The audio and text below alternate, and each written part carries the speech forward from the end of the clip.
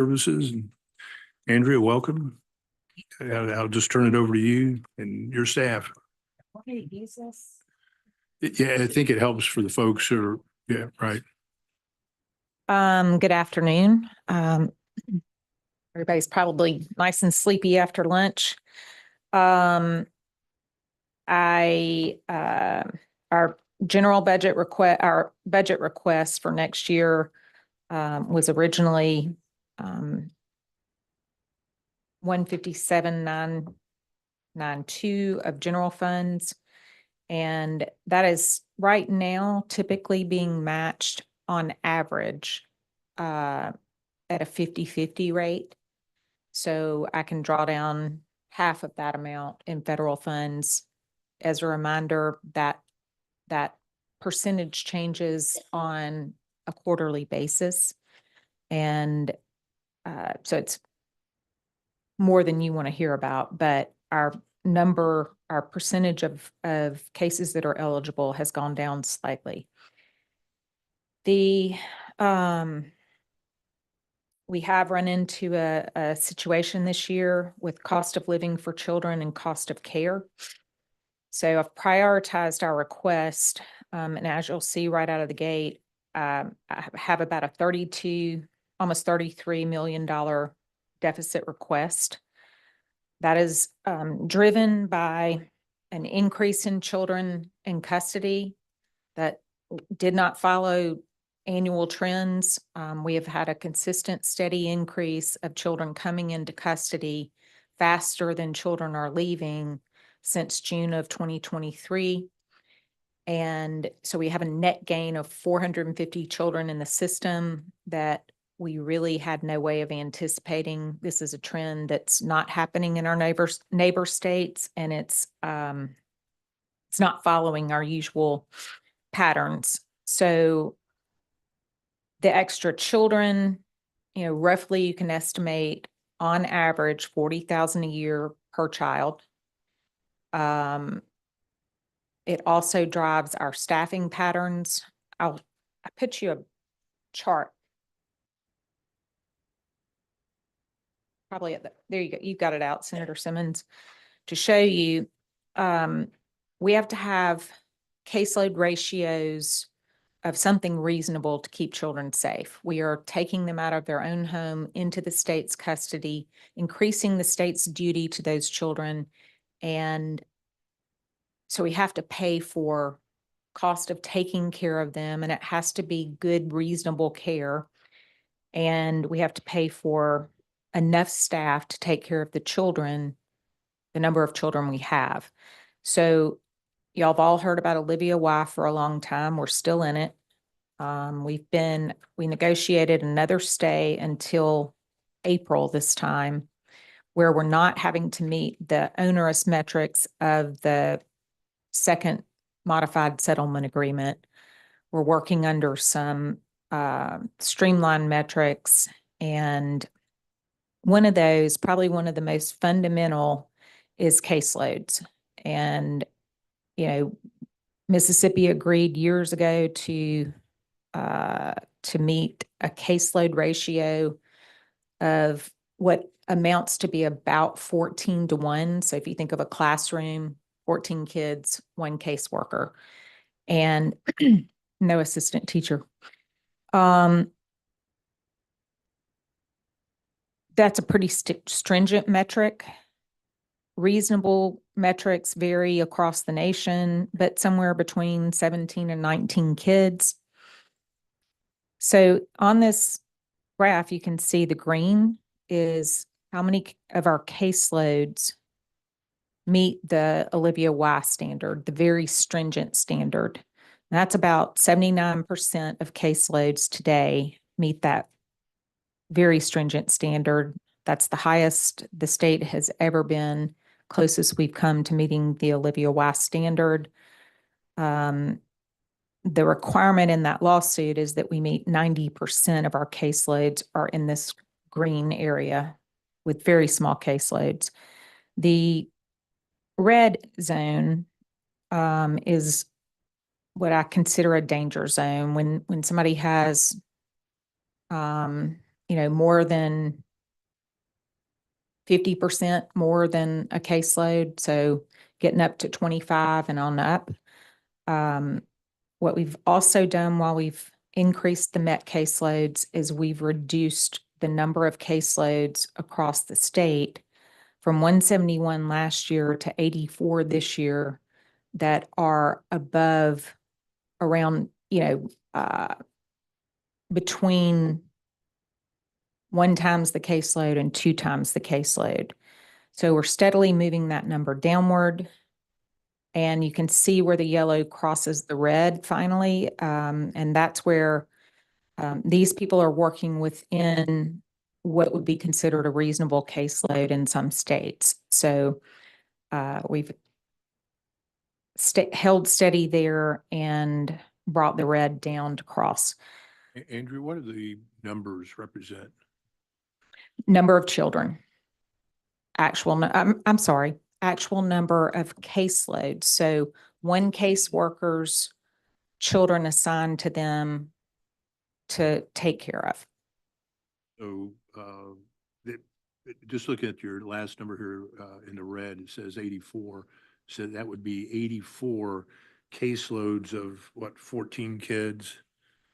No. The red would be the number of kids that are above the national standard, that are more than we really consider safe. And that's been part of the work that we've done. It's taken 4 years, but with your assistance, we've been able to retain more people and hire more people. It means that we're running short on pens, and then the extra children in custody, 450, means that we need, I don't remember the math at this point, 108 more workers. We're also obligated, both under national standards and the lawsuit, every frontline caseworker has to have a higher level clinical supervisor. And that ratio is pretty firm at 5-to-1. So that's the good news. The bad news is that we have 450 more kids than we anticipated. And then at the same time, or late in last calendar year, we also had a spike in the number of kids that were being put into our custody for treatment that they couldn't otherwise get in the state or had been in our custody. And we have exhausted all of the treatment options in the state. And so we've had to send them out of state for treatment at 100% general fund and special contracts. And these are situations where we're left with a kid that has already been rejected by every treatment modality in the state. They're usually very aggressive, violent, or they have very special particular needs like profound autism, nonverbal, unable to take care of themselves. And the reason they going out of state because we lack providers that have those skill sets, or is it reimbursement based that nobody's taking these kids? We do lack the specialty areas of care, and I think that we lack facilities who have adapted their medical model for kids who've had repeat trauma. And this is a kid generally who has either been in multiple placements or been in a very hard home life. And then, they've been passed around a lot. They may have been sexually abused more than one time. And they come out fighting. And at 14, when most kids really struggle and give their parents some fits. But when we stand in the shoes of their parents, we have to contract for where we put them to sleep, where we keep them safe, and then if they have treatment needs, where we treat them. And I think that there's room for this state to build out capacity in that area. You all funded last year a very new idea to create a public-private partnership with an entity that had a CON for beds and a campus and was ready to move forward with building out a different type of facility in the state, something that can provide intensive but long-term treatment with the focus on helping resolve numerous traumas, probably including numerous, rejections from other treatment facilities. I have facilities in the state that kick kids out. And then I also learned recently that I think the law allows for the court to put children from delinquency in my custody if they can't find treatment for them. So I'm collecting, everyone else has said no, basically, and they're coming into my custody. My mission that I'm charged with is protecting children from abuse and neglect in their own homes or from their custodian or parent, and protecting children from all children from exploitation by anyone. So, my budget's being eaten up very rapidly now by kids who have, huge demanding needs. And, I've got staff sleeping around the clock in either hotels or cottages. All of those places are not reimbursable by federal funds. And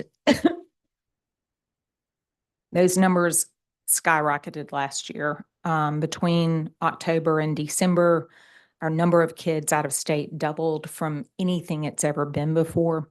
And our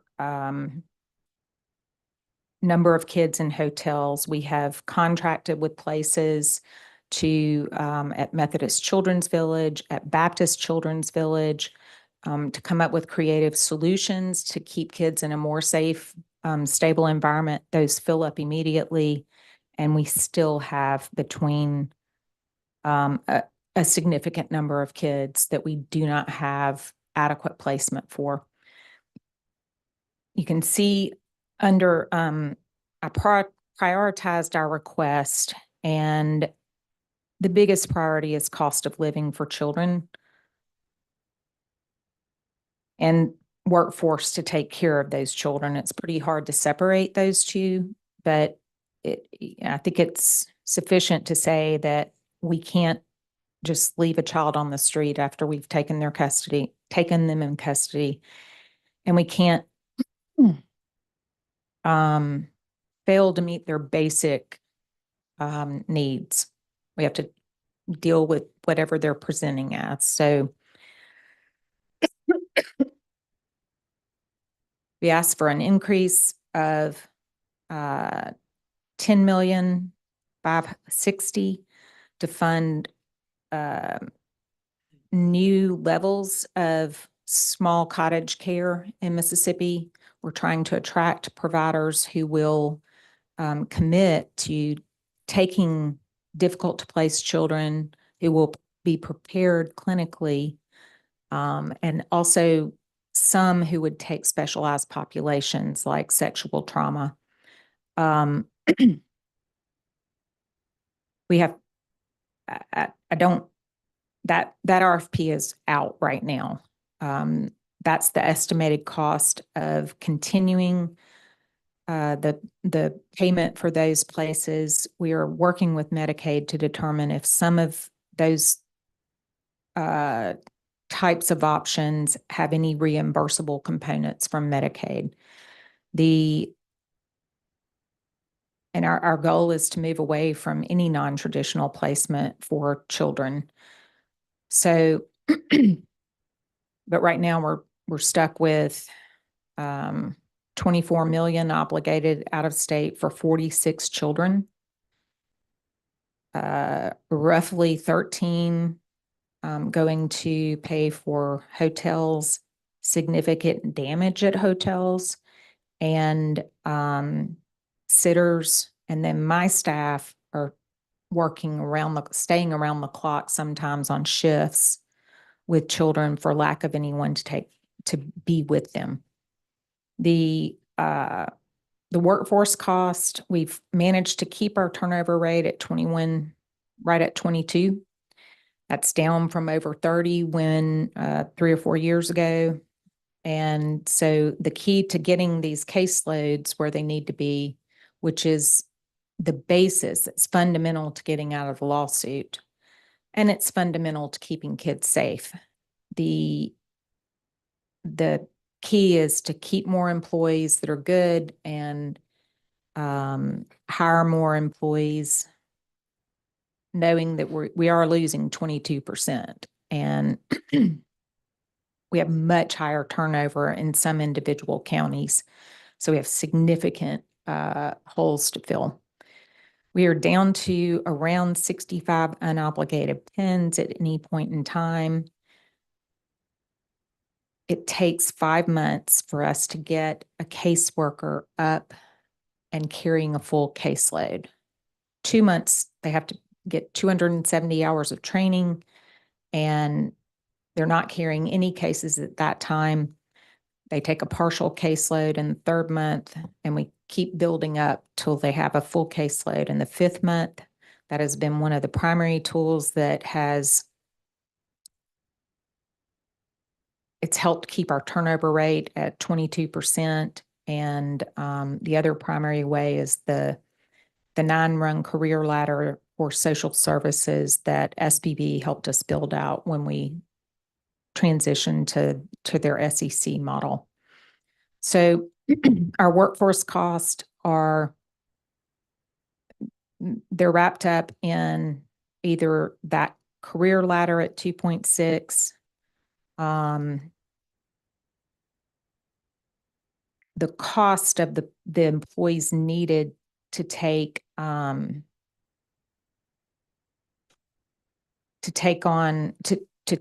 extra children, the 450 children, is rolled into the contractual for, is that right? We got to separate that out. At any rate, that's the driver of the deficit. We also have approximately 10 million dedicated to contract workers.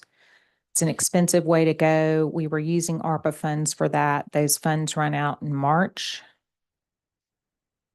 We had originally anticipated being able to lower the number of children in custody over the last 2 years.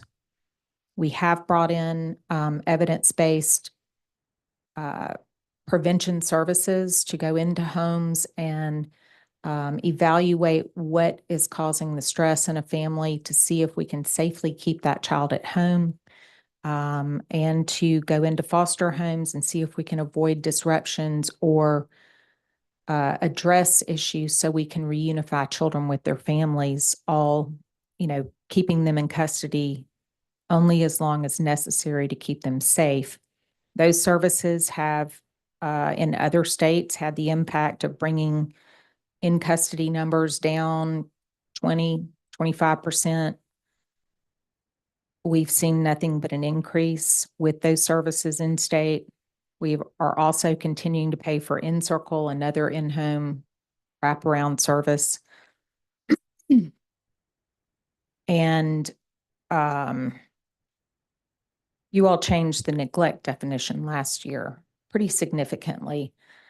That change in the definition was also implemented in Texas 2 years ago or 3 years ago. We borrowed the language from them. Excuse me. And they saw around a 50% reduction in the number of kids in custody. They no longer have hundreds of kids sleeping in their offices. That neglect change maybe it did bring the numbers down, and we had even a higher influx of kids, but our numbers have gone up despite taking all the measures that have worked in other states. So that leaves me with a contract. I don't think we certainly couldn't keep our caseloads where they are without this contract right now. That's $11 million.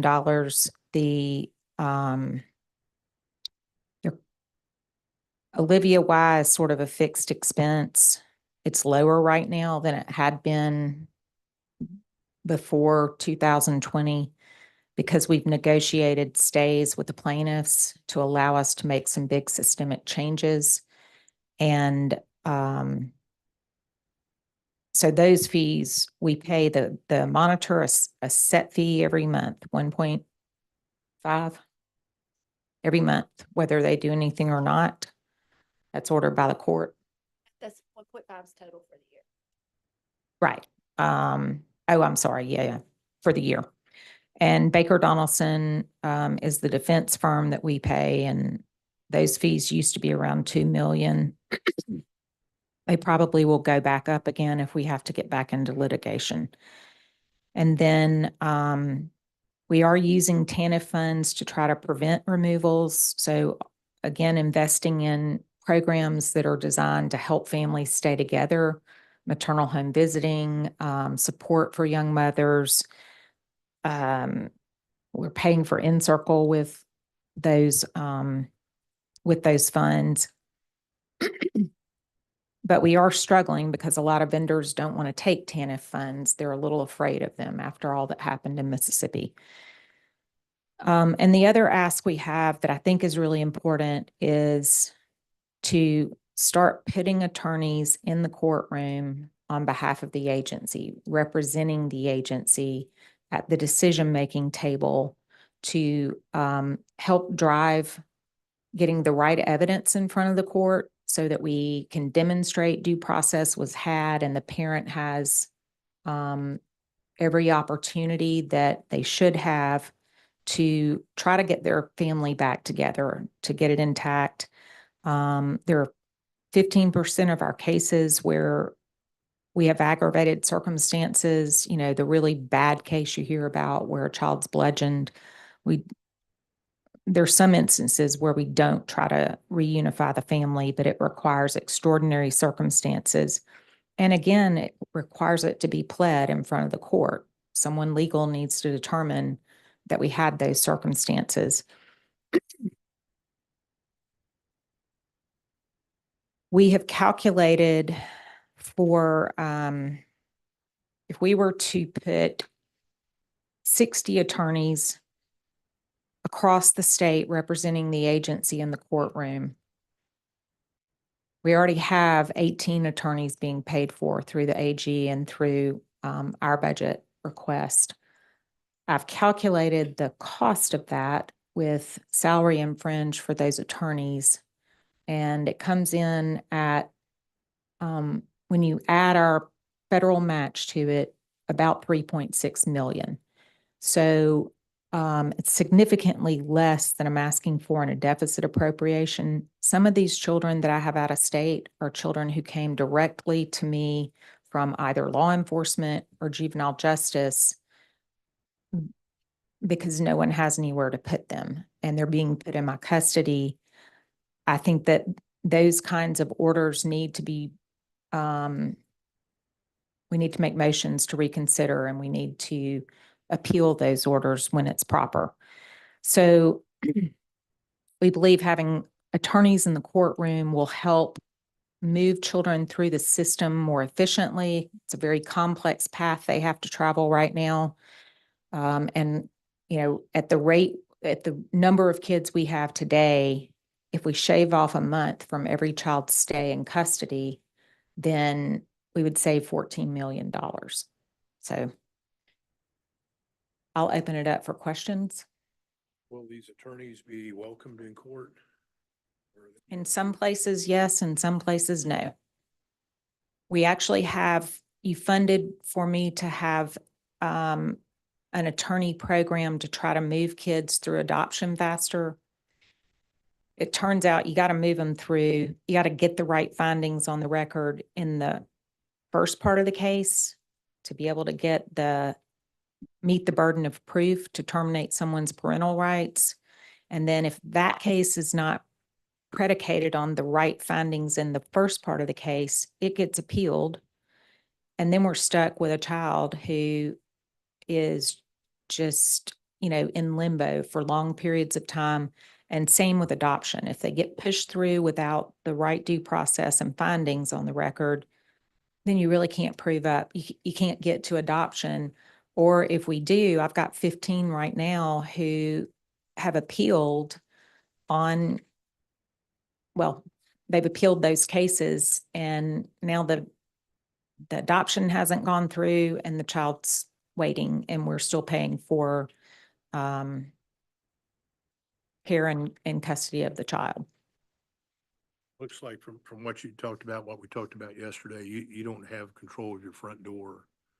Our front door's wide open. I think the best remedy would be to focus the front door. We don't want to chill reports for child abuse. We don't want to eliminate taking children who need to be in our custody for their safety. But we want to take them only when it's necessary and keep them only as long as necessary. I call it getting the right kid at the right time for the right amount of time. We're never going to get perfect at that. Neither is the court. We're big, bureaucratic systems, but we know that we keep kids about 6 months longer than a lot of our peer states around us. And so, there should be room to shorten that with a more efficient court process, and for us having the ability to at least get the right evidence on the record and to object when we need to. And then also to file motions when we know that we have enough evidence that a child could either be safely returned home or that is not going to ever be an option. Right now, we're waiting until the court has set the next hearing. Could be 6 more months. Things fall apart in 6 months. I guess sometimes we need to know that. But, if we can file a motion and ask for a hearing 4 months in, we've saved 2 months of time that child has sat in custody when they could have gone home or they could have moved through the process more quickly. Any members have any questions? Senator Simmons? Thank you, Mr. Chairman. I do have a couple of questions. We talked about out-of-state treatment for children, $24 million. What do those funds go to? Pardon? $24 million. How has that fund been allocated? So we're having to use 100% general fund at this time. We've always had some children out of state for treatment because we don't have anywhere in the state that I can put twin 9-year-olds who are nonverbal and non-functionally autistic. But we've never had this many at one time. I have gotten confirmation from Medicaid and the governor that we're going to work to get all of these 100% state dollar contracts negotiated to apply for Mississippi Medicaid and get them on Mississippi Medicaid. That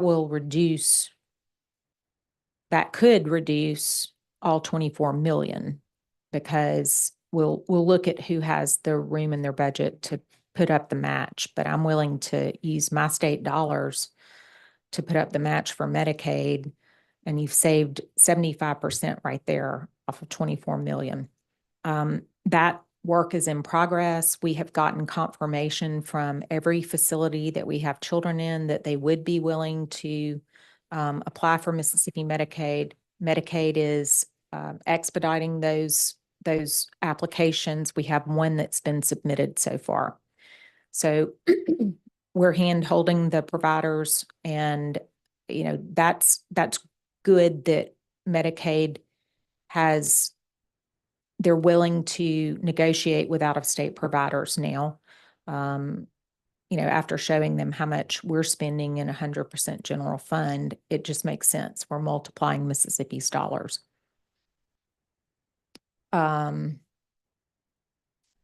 Figuring out part of the problem is the juvenile justice, the delinquency side is very It's sporadically applied. Counties pay for their own detention centers. We don't have a lot of diversion programs for adolescents, ways to catch those kids early and try to keep them from ending up in detention. That's not a good place for any of them. But, you know, they're detracting from our core mission, which is finding that kid in a cage in the closet who's being starved. So, yeah, I think using the money that's being budgeted for juvenile delinquency where it's budgeted is, you know, it doesn't solve the problem, but it does pull some of that off of my budget. Does that answer your question? And some of those children that are being transitioned out of the system, Mhm. are you all providing any type of mental health services for those? We have Children. brought these services that are in-home, and they call them high fidelity wraparound services. They really bring whatever the family needs to the table. If it's mental health therapist, if it's, you know, sometimes a speech therapist, they go in and assess the family situation and try to address all of the components of the family that's causing the, you know, the child to be in jeopardy of coming into custody. That's usually needing to come into custody, or abuse and neglect is usually a symptom of other places in the family that things have gone unaddressed or gone wrong, or they haven't had access to the services and community mental health that they need. And this last question, have you all have any type of challenges in finding volunteers for your CSA program? CASA? Yes. And I didn't finish answering your other question. Those same services can be applied when children are transitioning home. You know, if we're unsure if the home is stable, we can put them in there if we have enough slots to do that. And on CASA, we do not recruit CASA volunteers. They have a state chapter, and then they start local chapters and they recruit their volunteers. But I find that is I mean, lots of people want to volunteer to be CASA volunteers. There may be parts of the state where they have trouble, but I don't think that that's been difficult. Thank you so much. Mhm.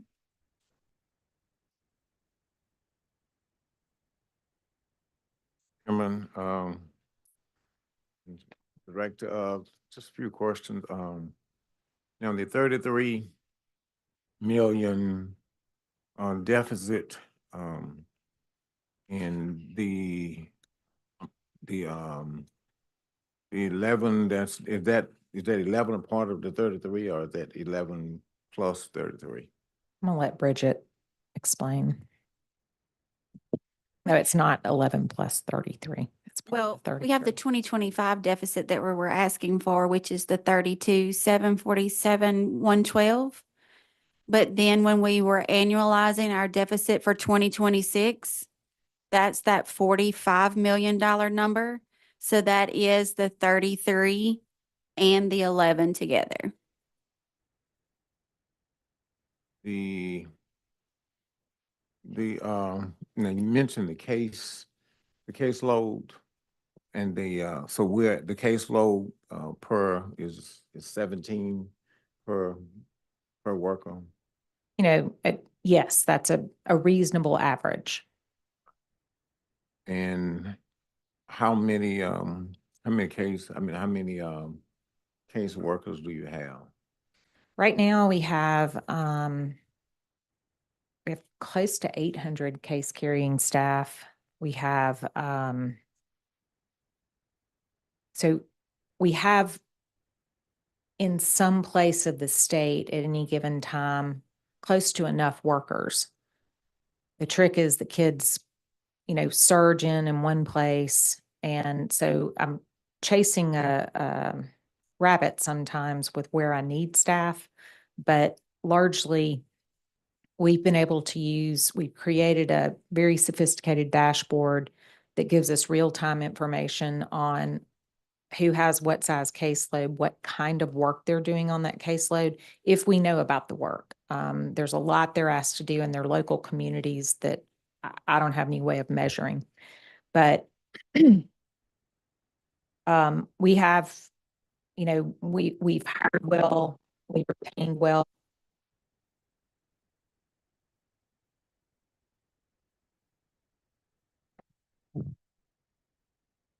If there are ways to reduce the number of children in custody safely, we don't want to spit kids out of the system that really need to be there for their safety, then it helps us keep that number down. But right now,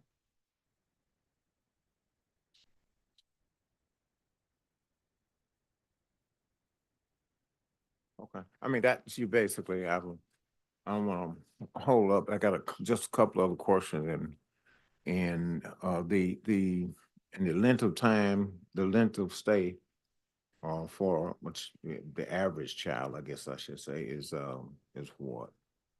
Into your custody. it really, most things should be able to be resolved in 18 months to 2 years. 15 months is what the feds push. That's pretty hard to accomplish in our system, but it really shouldn't extend beyond 2 years. And the final question, let's see, $29 million from TANF now. All that money was spent on TANF children, or was just spent on children in general? That money spent on preventing removal of children from their home, which is keeping families intact as one of the tenets of TANF. And then we have to collect income information on children for eligibility for 4E. And so, yes, we're staying below the TANF threshold. The TANF threshold is in our state plan is still pretty high. I mean, it's not at the poverty level, but so yes, we're applying it to services that reach children who are in that income category, and it's being applied to preserve families. Those services were provided internally, or was it external contracts that were provided to providers to provide those services? External contracts. The state already had one program that it created itself before I got here called Encircle through Canopy and Youth Villages. And then Youth Villages has a proprietary program that's evidence-based, and it's approved in a clearinghouse with the feds that will allow us to bill the cost of that to FFPSA funding. I got one last question from the feds last week on my submitted plan. So I've been telling y'all for 2 years, I hope we're getting a plan approved. And that funding, this program, Intercept, is already highly supported on their clearinghouse, so I can use that funding when we get it. And in 2027, it will be matched at the FMAP rate. There are also some states that pay for Intercept through Medicaid. And, I think, So there's 29 million, but there's no chances that it would be a cost that's disallowed from and that we have to pay back, right? we're trying really hard not to. It's pretty hard to spend that money, honestly. A lot of people don't want to take it in Mississippi. I've had some vendors reject us putting them on, moving their costs to the TANF dollars. It's very highly regulated in our state now. So if you take or spend TANF dollars, you get audited at least 2 times, maybe a third. So it's difficult to spend. All right. Thank you. Thank you, Mr. Chairman. Do you have a timeline on when that family first application? I always underestimate the feds, but I believe the one question we're down to is a pretty simple policy question. And so I think we will have that fixed in a couple of weeks. And then they take usually 4 months to get back to me on a new submission. No, this is through ACF, Administration for Children and Families, through the Children's Bureau. And it may not be cost effective for us to build to FFPSA the first year we have it. When it goes to the FMAP match, it will become cost effective. We'll evaluate where we're going to get the most money each, when we choose which spending source to use. Medicaid may be a better option altogether, and we're evaluating that with Medicaid's cooperation.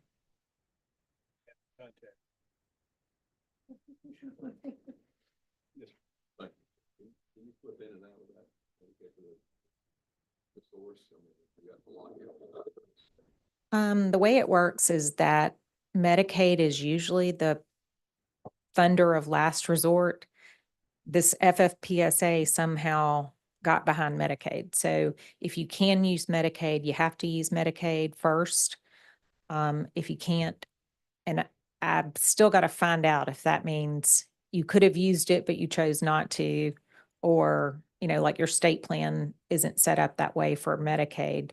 But I was wondering if they're gonna make you do it initially before you can get the FMAP. I've used ARPA funds right now to fund that program, and those will last through the end of this year. They'll expire at the end of 2026, which puts me, so it's paying for it at 100% right now. It puts me squarely in 2027.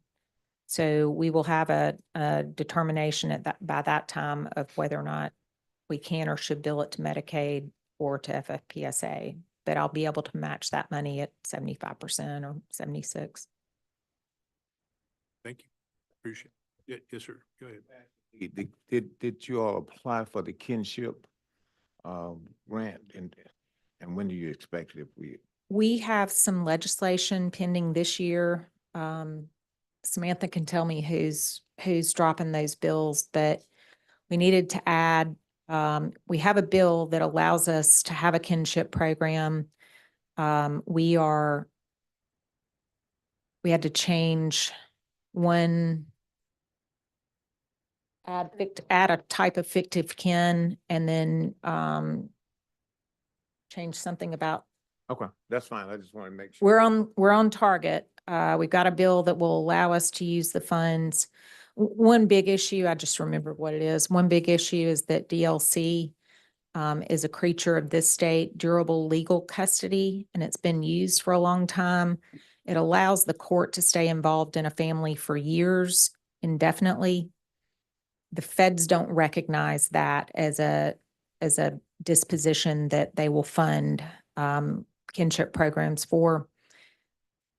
DLG is another creature that we also have, durable legal guardianship. It is a form of permanency, so we can access those federal funds for the kinship program. Are you talking kin gap or kinship? Kinship, we've had limited funds to put towards that, but we've asked for additional funds from the feds. This is where we provide services through Catholic Charities mostly to, again, fund strategies to help families stay together. Thank you. Thank you, Sharon. Thank you. Thank you. All right, thank you.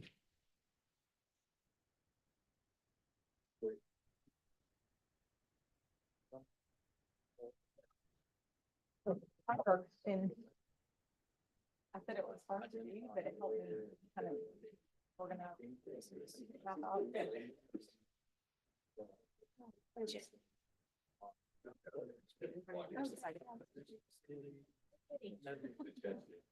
Text me with questions, and if it's not what you were looking for, but I think I structured it in a way that gets that.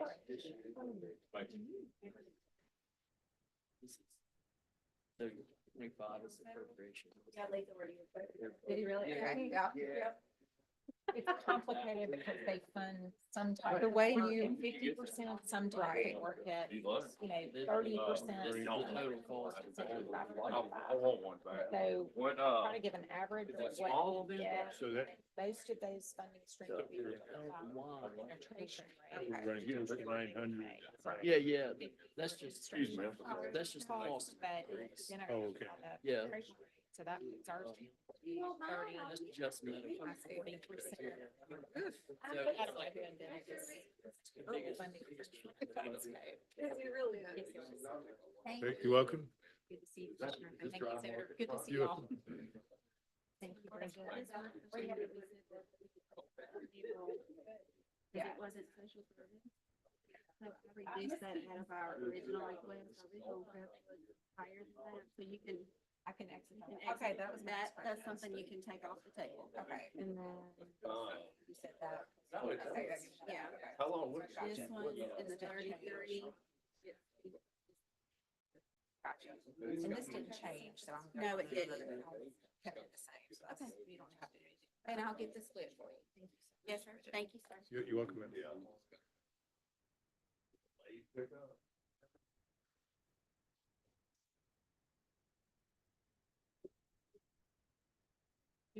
Yeah. Who'd you have before?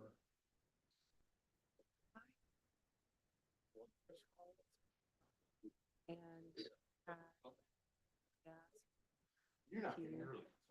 You still have all those, or you got? No, I have these three with you. I have audit and DFA.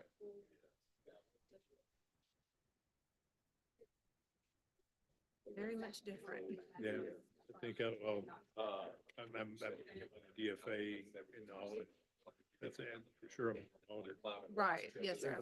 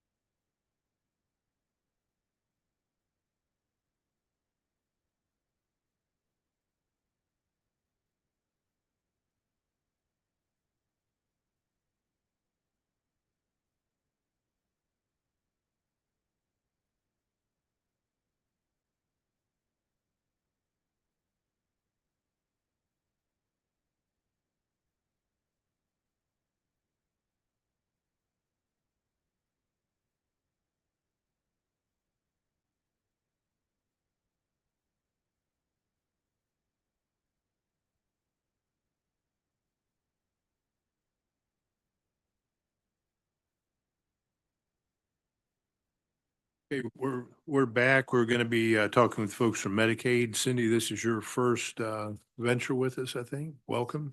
Congratulations. We still have a hearing process to go through, but I feel sure that you'll go through with flying colors. So anyway, I'll turn it over to you now to present. Great, thank you, Chairman. I also have with me today Jennifer Wentworth, and I think y'all have met her before. She's formerly been our CFO and is now Chief of Staff. And so, first of all, I just want to say that it is an honor to be able to serve the state in this capacity. I've worked with, some of you in my previous role as administrator of the State and School Employees Health Insurance Plan. I transitioned over to Medicaid in April of 23 to oversee the eligibility and the unwinding. Certainly recognize that I have very big shoes to fill in trying to replace Drew, but I'm fortunate that I have a very good, knowledgeable team, working with us. And so I did want to just start off by providing just a little bit of information about the state of eligibility, because that's been a pretty monumental effort for the part of Medicaid. And so, during the public health emergency, we were not allowed to disenroll anyone who may no longer be eligible. So our rolls increased substantially, went from about 718,000 to a little over 904,000. So we had a 12-month period to do recertification on all of those beneficiaries, and currently we are at 707,000. So it's around 200,000 people that we disenrolled during that time period. And so through that process, I was brand new at Medicaid. There were a lot of things that I learned along the way. One of those was that Medicaid is not simple. It's very complicated. The eligibility process is not real streamlined. There's a procedure manual this thick that our benefit specialists are expected to know. And when one applies for Medicaid, they might come in and say, I want to apply for a pregnant woman category. And if for some reason they don't qualify for that, we look at their eligibility to see if they could be considered for any other programs that we have. So it's a pretty lengthy knowledge base that they're required to learn. And so another thing we learned in that process is that our eligibility system was operating in subpar capacities. And so we met with our vendor and demanded that they do better, and they did step up to the plate, but we still have some work to do in that arena. Another thing we noticed was that our ability to monitor the production of the eligibility staff, we didn't have a real good method in place. We put that in, and once all the management team could see exactly how much each person was producing, the production really went up, so we are now at a point where we are processing applications and renewals faster than we ever have in there. So another thing I noticed quickly is that we needed stronger managers in some of our key positions. And so we made those hard decisions, and we got the right people in the right place, and that's made a huge difference as well. And so one of the biggest things was that we were very dependent on paper files. That limited our ability to be fluid with the work, and it also limited our ability to implement a QA process if you had to have a paper file. And so we did implement a storage system where we can store all these documents digitally. And so any new documents that come in are all being stored electronically. And we are in the process of going through now and scanning all the back files, so that we hope within the next year we'll have everything in an electronic format, which is going to reduce the amount of footprint we have on real estate. And so we're looking at that as we go through our renewal process on all of our leases, because we have rooms and rooms of filing cabinets that we're not going to need anymore once we get through with this. And so we're going to be going through an adjustment with that. So, kind of at the end of the day, I can just say I could not be any prouder of the eligibility staff. They worked nights and weekends and put in a tremendous amount of time to make sure that we completed that process within the 12 months that we were allowed to, because there was a good bit of money at stake if we didn't complete it on time, and they really did a great job of doing that. So, absolutely. Are any of those working at home? No, sir. They're all in office? Yes. Okay. Mhm. We had maybe a few situations where, maybe some supervisors might have worked at home just, for a few days. Mainly because we're tied to files, paper files, they had to be in the office and able to do their work, and I'm not a fan of remote work. So, we currently do have some areas where people work remotely, and we're in the process of bringing them back into the office.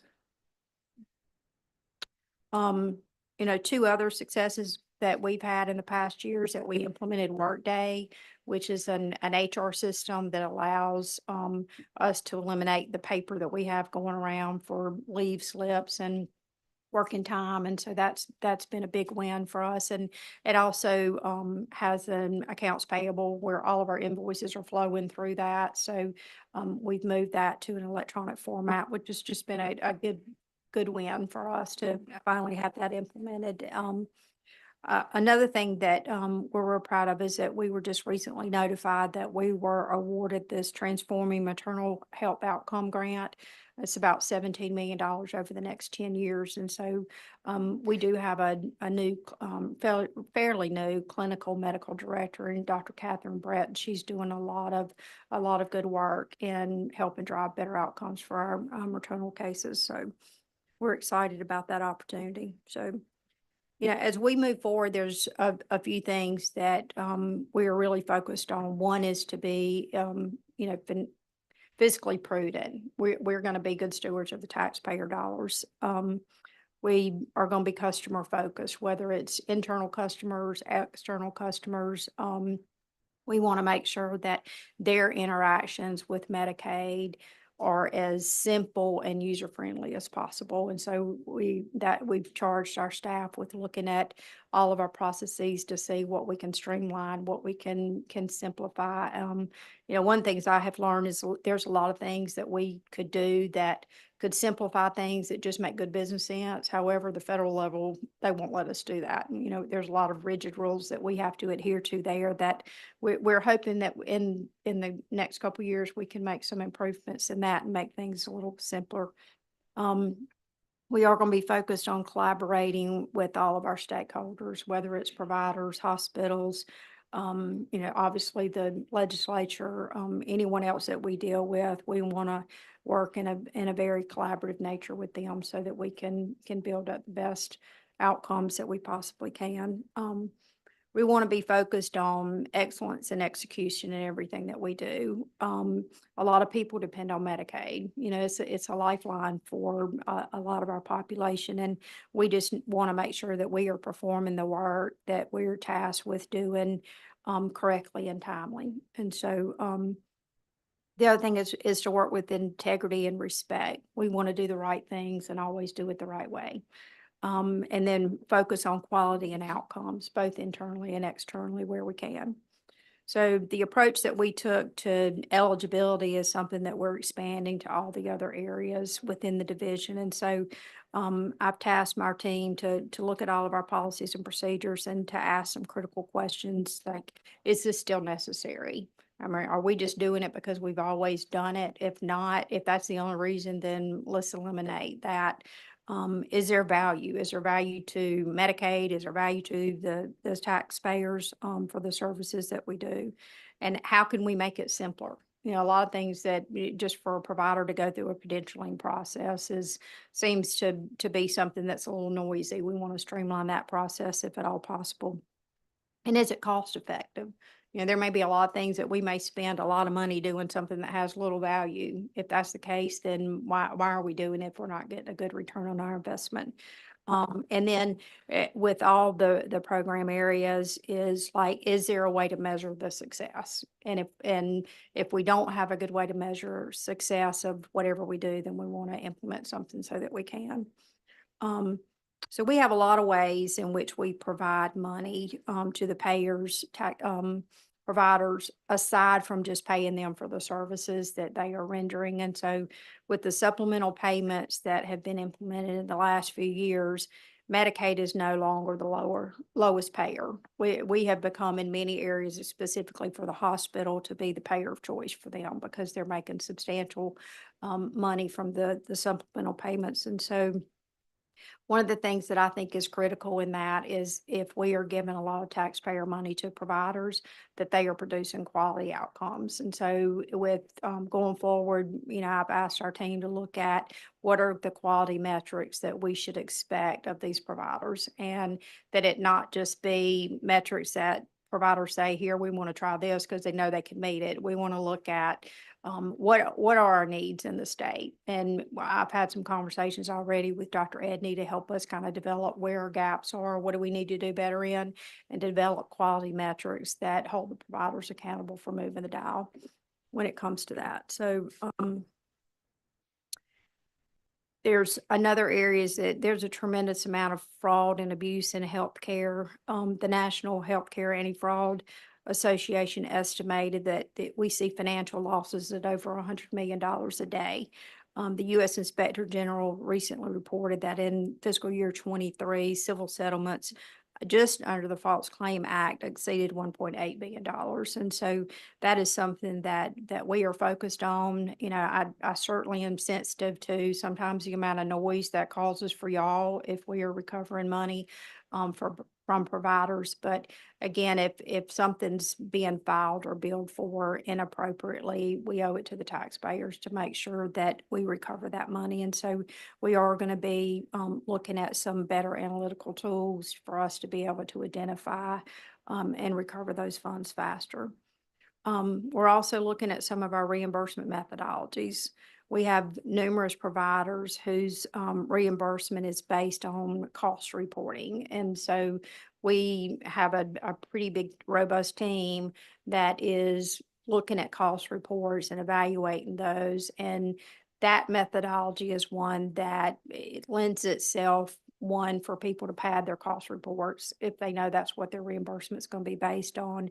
And then it also kind of creates an inequity in having similar providers, some that are very cost effective and they get lower reimbursement than somebody who's not very effective and is just kind of wasteful. They may get higher reimbursement. So we'd like to look at maybe converting some of those to methodologies that are equal across the board, that encourage the providers to be as cost effective as they can with providing the services.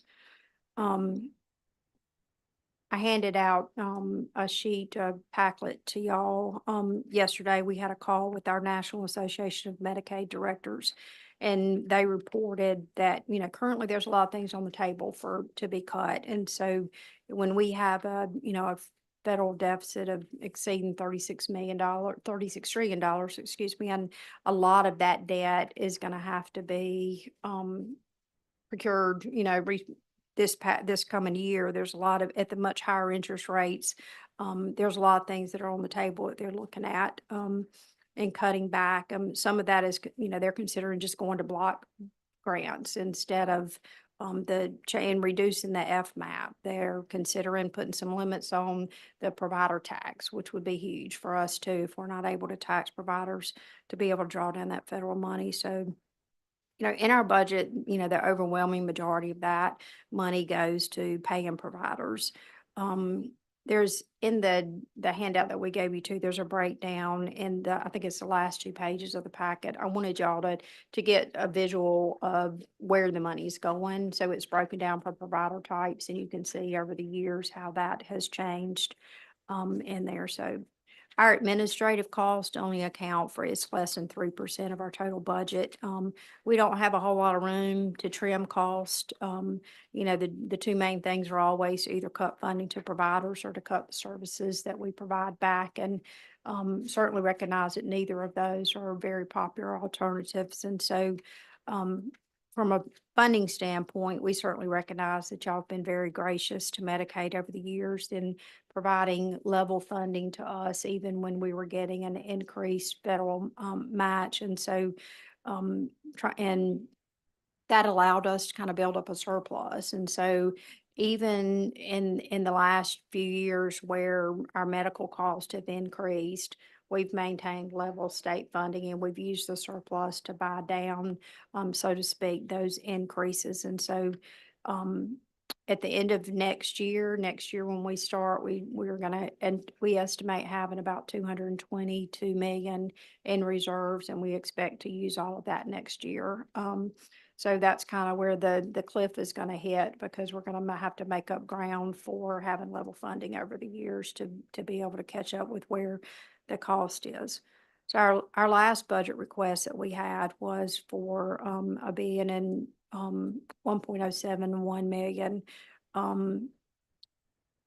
We got a new actuarial report in December, and it was less than favorable. Our utilization was up and have spent more money than what we thought, and so we are asking for an increase of about 54 million in what we had previously asked for. I think it's important to note, though, that we will get another actuarial report in March. And, you know, a lot can change between now and then to determine what we think we're actually going to need, you know, for next year. In our previous budget, we did ask for 9 additional positions. I've asked our staff to remove that request, and that we will make do with the positions that we do have. One thing I have asked for is an across-the-board increase of $4,000 for our eligibility workers. Our benefit specialists currently make around $31,000 a year, and the market rate as set by the personnel board is $38,000. So we continue to struggle with the high turnover rate. It exceeds 25%. If there's a way we could get the starting salary to be closer to 35,000, I think it will be a really good start for us to be able to attract and retain a better workforce. That equals to, you know, roughly about 2.7 million. So I don't make that request lightly. And I can tell you that we are focused on automating our eligibility work as much as we possibly can, with the goal to be able to reduce the number of staff members that we need to do that work. And so that's an investment that we're making, and we're really focused on. There's a lot of that work that can be automated, and I'm comfortable that we can reduce the number of staff members that we need. So again, with that, I greatly appreciate y'all's support, and Jennifer and I'll be happy to answer any questions you may have.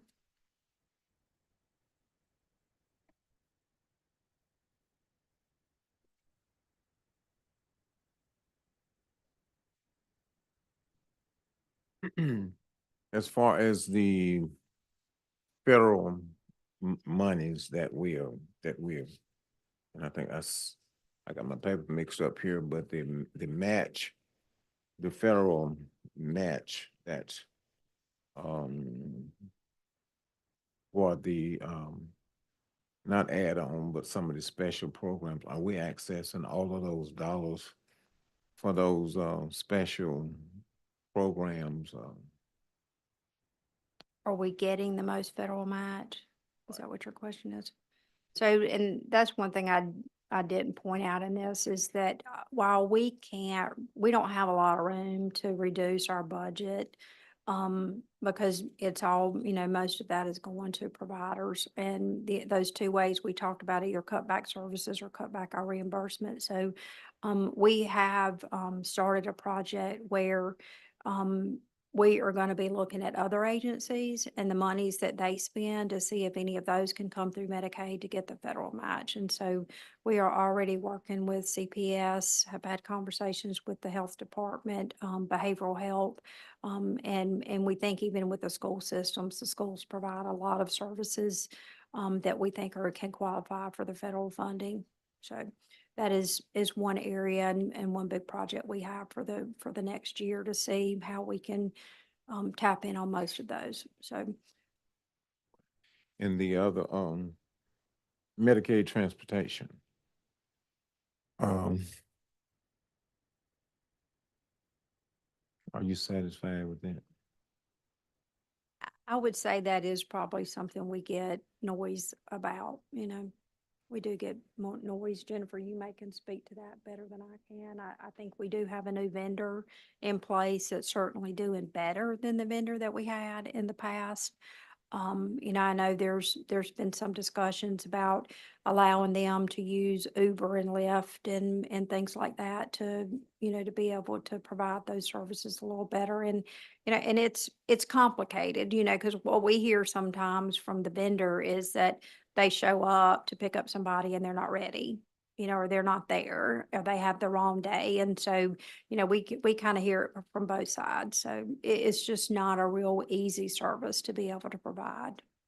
Okay. I mean, I have some concerns, but I guess not to tie up the, this. Be happy but to talk to you about those. There's something we can do. We will certainly take a look at it. Thank you. Thank you, Mr. Chairman. On the FMAP, you had mentioned possibility of that being decreased. Right now, we're paid, we get 76, so we're one of the better states, I guess, at getting our base. Do you see those FMAPs being affected, or the ones for where the states expanded? At this point, from what we're hearing at the federal level, everything is being considered. So it really just depends on how serious they are about reducing cost.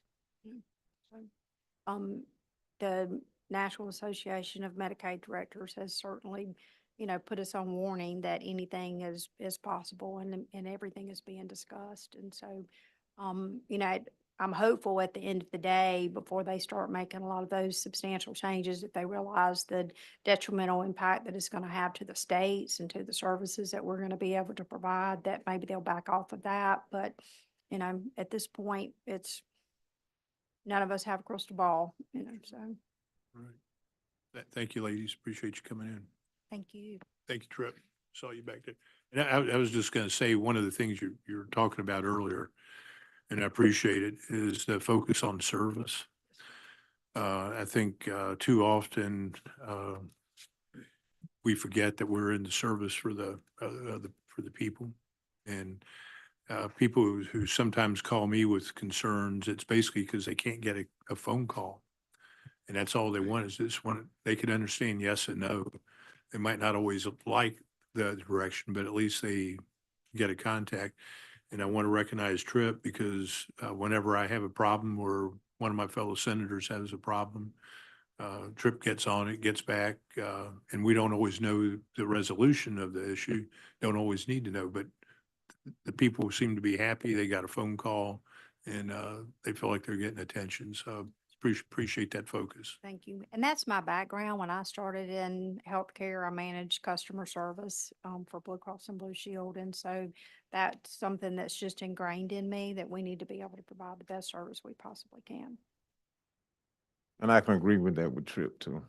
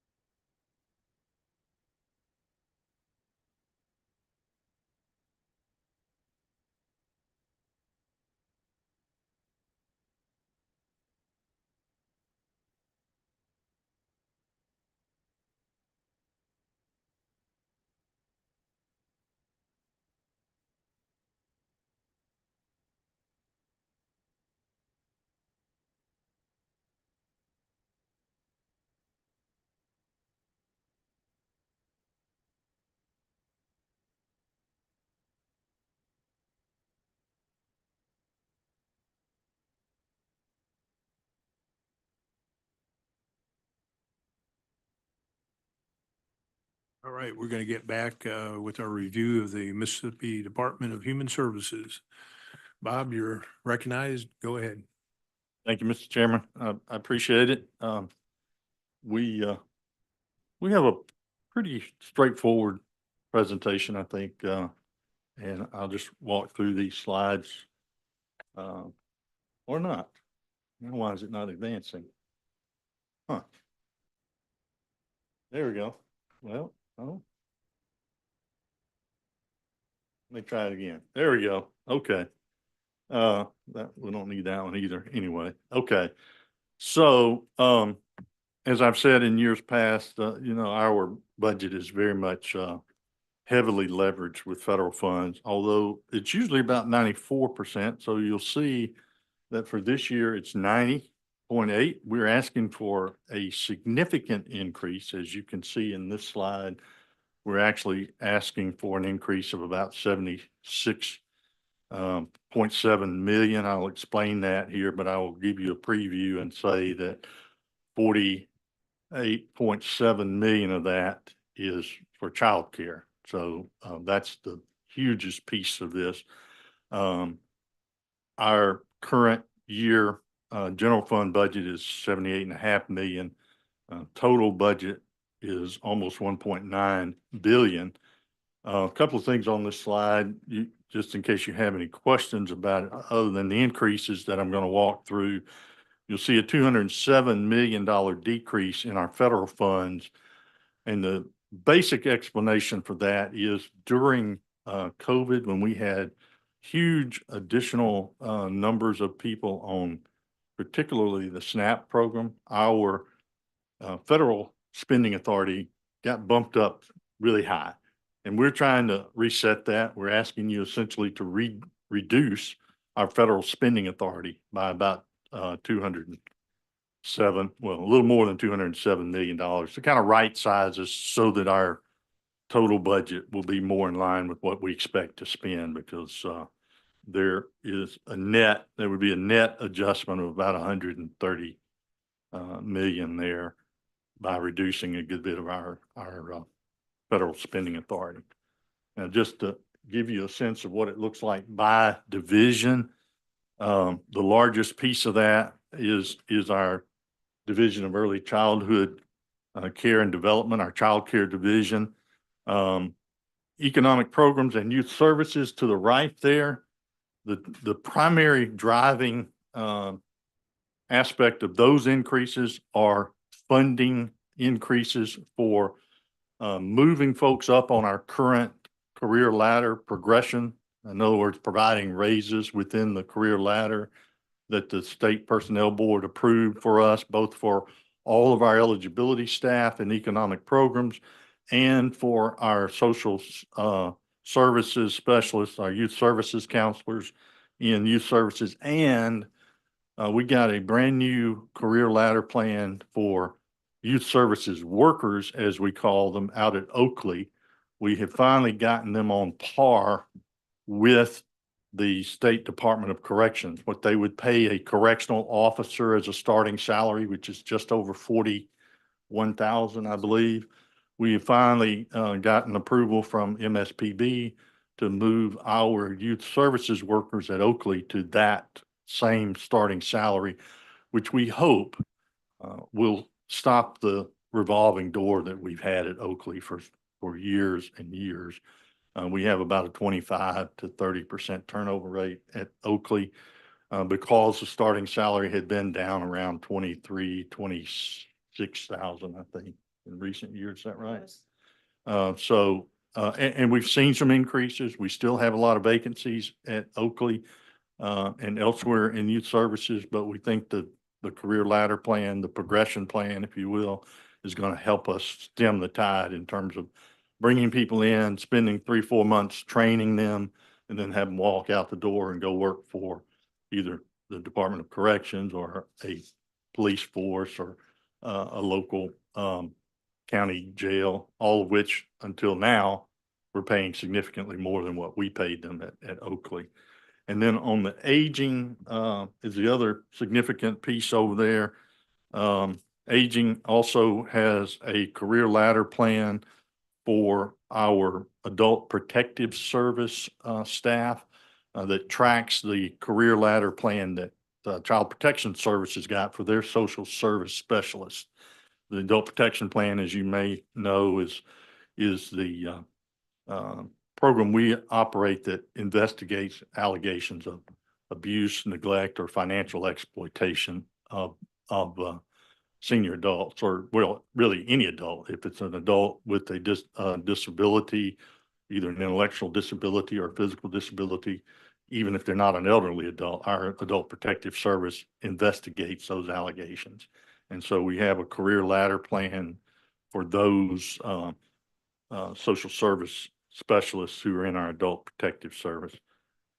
This is a little harder to tell it, to look at. I mean, you look at it more closely in your slide, but you can see that by line item, economic programs is still, the salaries for economic programs sort of leads the pack. That's understandable because that comprises about 800 of our employees, or at least allocated 800 employees. And then youth services, in terms of the spend of our general fund cash, because almost everything we do with youth services is general fund, with the exception of some small amounts of social service block grant money. That also accounts for a large portion of our salary spend.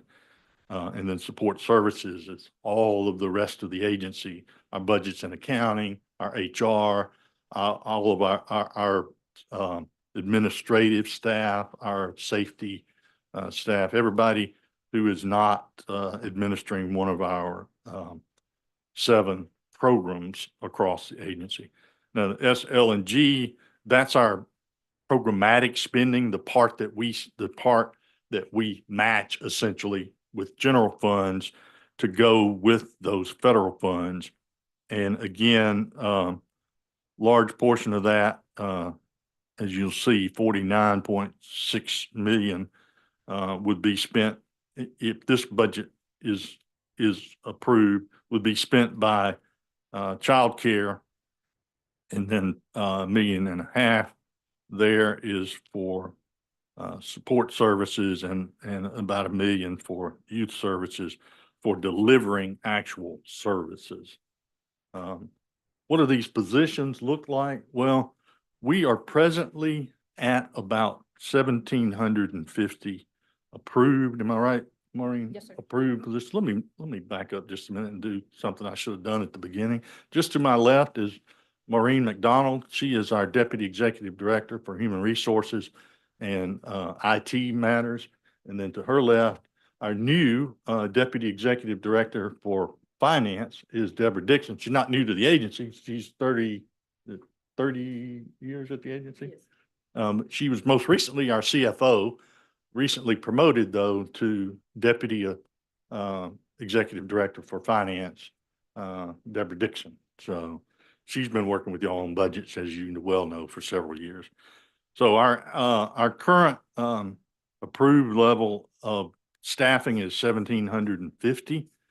We are actually asking to raise that to 1,911. Most of the increase is in time limited positions, meaning it would be funded by federal grant money for the most part. So not all funded, not funded entirely, I should say, by general funds, but funded in part by general funds. And I wanted to show you kind of the glide path of what our staffing has looked like for the last, basically about the last 10 years. You'll see we hit the highest level of staffing back in 2017. We had 2,283 on staff 10 years ago, basically. Hit our lowest level actually last year in state fiscal year 2024, where we got down to 1,770. Well, a little lower than that, actually, allocated positions this year at 1,750. We're asking to push that back up to 1,911. Like I said, if you see the red line, those are time limited positions. And so the majority of the increase is 150, 160 so time limited positions, and then about 35, or 25, I should say, that are, state, that are positions funded by the general fund. So just to, just to recap what the general fund increases comprise, the total amount at 76.7 million is the increase. For county office employees, those are our eligibility staff all across the state, all 82 counties. We staff, those offices. We're asking you for 7.7 in funding for this career ladder to fund, progression within those, positions to basically be true to that career ladder. We told folks, if you stay with us 2 years, 4 years, 6 years, 10 years, so forth, if we have the funding, we will move you up in the career ladder. And so we're asking you for funding to move those eligibility staff and their management, up in the career ladder. Those offices, county office staff are all 50-50, federal match. So only half of their cost is, general fund cost. Another 2.5 or 2.4 million is for 88 brand new positions that we need across the county offices in order to be fully staffed within all of those counties. So we're asking you to fund 88 new county office staff. In the youth services, again, the progression within the pay scale, the career ladder plan, we're asking for 1.4 million to honor that career ladder plan for those folks who have stayed with us or who are staying with us. And then we're asking for an additional 24 youth service worker positions at Oakley, which is another 1.4 million in general funds. Now, you may recall, Mr. Chairman, in years past, we have asked for adolescent opportunity funding at the level of 9 million. That hasn't met with any success in the last 4 years, so we're reducing our request to 1.5 million. And just so you know, and I was listening earlier to Commissioner Sanders' testimony. She talked about diversion programs, community-based programs. That's what our adolescent opportunity program is, or will be if we have funding for it. Programs that will allow youth to have community-based mental health treatment, to have community-based counseling, maybe even to have community-based volunteer opportunities that will keep them occupied so that they're not just out on the street, essentially getting into more trouble so they wind up entangled in the juvenile justice system again. What we intend to do with that 1.5 million, if you fund it, is to pick essentially 4 or 5 of our largest counties in terms of our juvenile justice population. I can tell you 3 of those would be Harrison, Hines, and DeSoto. And we may pick 1 or 2 other counties and run pilot projects to basically be able to tell you in a year the proof of the concept that having community-based diversionary programs keeps youth out of our juvenile justice system. If we send a youth to Oakley Youth Development Center for a year, it costs the state about $42,000 to keep that child at Oakley for an entire year. That's the cost of, housing them, feeding them. We have a full-time school there. All of the costs associated with having a youth at Oakley for a year runs the cost up to about $42,000. And I will tell you that is significantly more than it costs to house an inmate, the Department of Corrections. For one thing, they don't have to educate those inmates. And we have some mental health staff that are there available to our youth at And we have a full-time teaching staff, a principal, all of that, that all figures into that average of $42,000.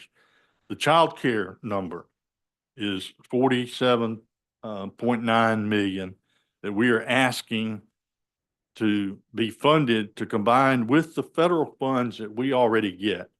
We get about 121 million in federal funds from the Child Care Development Fund. We are adding to that. We did that last year and we're doing it again this year. The maximum amount of TANF money that we can convert to Child Care Development Funds is 30%. We are converting that 30%. It amounts to about $27 million. And so we're adding that to the 121 million that we get from the Child Care Development Fund. We will still be short about $48 million to fund the level of service we currently provide. Now, what is the level of service we currently provide? We have about 36,000 children on the program, and there's another slide that addresses this in a minute. In approximately 20,000 families account for those 36,000 children. Without the $48 million that we're asking for, we would have no choice but to essentially disenroll children and families and begin building a waiting list, so to speak. That would also likely result, because every child who receives a subsidy in our child care program, that means they have an adult who is in the workforce or who is actively engaged in an educational program working toward a degree. And I'll talk a little bit more about that in just a minute. The Adolescent Opportunity Program, just to give you put a little more detail to that. Historically, we worked with about 20 different nonprofit organizations all across the state. Up until 2017, we could use TANF funding to do that. And I think you've heard me say in years past, the feds decided that TANF money was not available for youth who had been adjudicated in the juvenile justice system. That was not our decision. That was the Administration for Children and Families made that decision. But those were programs that allowed in the community, intensive supervision and monitoring. It did reduce recidivism rates when we had community-based programs. A lot of our youth, when they had one encounter with the system, if they got the benefit of a community-based program and they realized the risk of coming into detention as compared to staying actively involved in their community-based program, most of them got busy about staying in their community-based program. We're asking to reestablish that again as a pilot program for 4 to 5 counties. It would target diversion interventions for at-risk youth in the ages that we serve, age 12 through 17. Every youth court judge or referee that you talk to, I think, will confirm that they are desperate for community-based programs to refer youth to. They simply don't have any at this time to send youth into, and that's what we're trying to do, is give them some options, give the state some options. A little more detail on the child care funding piece. Again, we provide tuition assistance to 20,000 working families. 36,000 children are in those families. We spend approximately $16.3 million a month, and we're expected to need, in order to continue to operate the program at its current level, $195 million. Our current funding from all sources that we can generate, our current funding is $147 million. That's 121 in CCDF, Child Care Development Funds, and then another 26.5 million in TANF funding that we convert to child care. We can only convert the current year TANF grant to Child Care Development Fund. So even if we have on hand TANF funds from, say, fiscal year 24, 23, or 22, and we do have some funds from prior years, the law only allows us to convert TANF funds from the current fiscal year to Child Care Development Funds. And that's why we're limited to that 30% and only 30%. I mean, a maximum of 30%. That's why we're limited to that 26.5 million. So again, we're requesting, as I said, 47.9 million to combine with federal funding. And how did we get out over our skis, so to speak? We had, like everybody had in the last 3 or 4 years, we had a lot of ARPA funding available to us. And as I said in one of the hearings that Senator Boyd conducted back in the fall, I could not in good conscience tell families who qualified for our subsidies, you can't have one, when we had the money to fund the subsidy with ARPA funding. And so that's what we did. Some of the things, some additional factors that have played into the increased cost of childcare. One, we have to do a market survey every 3 years. And our most recent market survey shows that the cost for all ages, from infants to 5-year-olds, those are the ages that we provide subsidies for, has increased. So our rates have gone up. In addition to that, the state median wage, which in years past for a family of 3 had amounted to about $38,000, has now gone up to $61,000. And that means that a significant additional number of families qualify for vouchers, and so more have asked for vouchers. And then thirdly, a little over a year ago, well, it's a year and a half now, we eliminated the child support cooperation requirement at the recommendation of the State Early Childhood Advisory Committee. They unanimously recommended to Governor Reeves that we eliminate the child support cooperation requirement in the child care program. So that families who, particularly single moms who faced potential domestic violence consequences, if they identified a non-custodial parent or father of their child, they no longer have to participate in the child support cooperation piece in order to qualify for one of our child care vouchers. And that has had some impact. I can't tell you, I can't quantify exactly how much, but I know it, once we eliminated the cooperation requirement, our enrollment immediately began to increase within a couple of months. So just to kind of get back to the bottom line, so to speak, I wanted to say first to you, the legislature funded what we call our Success Project. That is a very ambitious IT modernization project that will move us from COBOL driven green screen computers that are 30 plus years old to cloud-based computing. We actually completed our procurement for that, our RFP, and selected a vendor this time last year. We selected our vendor in January. Deloitte is our vendor. Unfortunately, one of the unsuccessful vendors filed a protest in early March, and that protest basically sat on the docket, so to speak, at ITS until about a week ago, when we received word that the unsuccessful vendor had withdrawn their protest. And now, as soon as we get a couple of final approvals from one of our federal partners, we expect to get going on that system modernization. It will take 4 separate eligibility platforms for SNAP, TANF, child care, and child support, merge them into one, which will create a huge savings of time, not only for the clients we serve, which is the most important piece of this, I think, is we take off the shoulders of the families we serve the requirement that they submit 4 separate applications.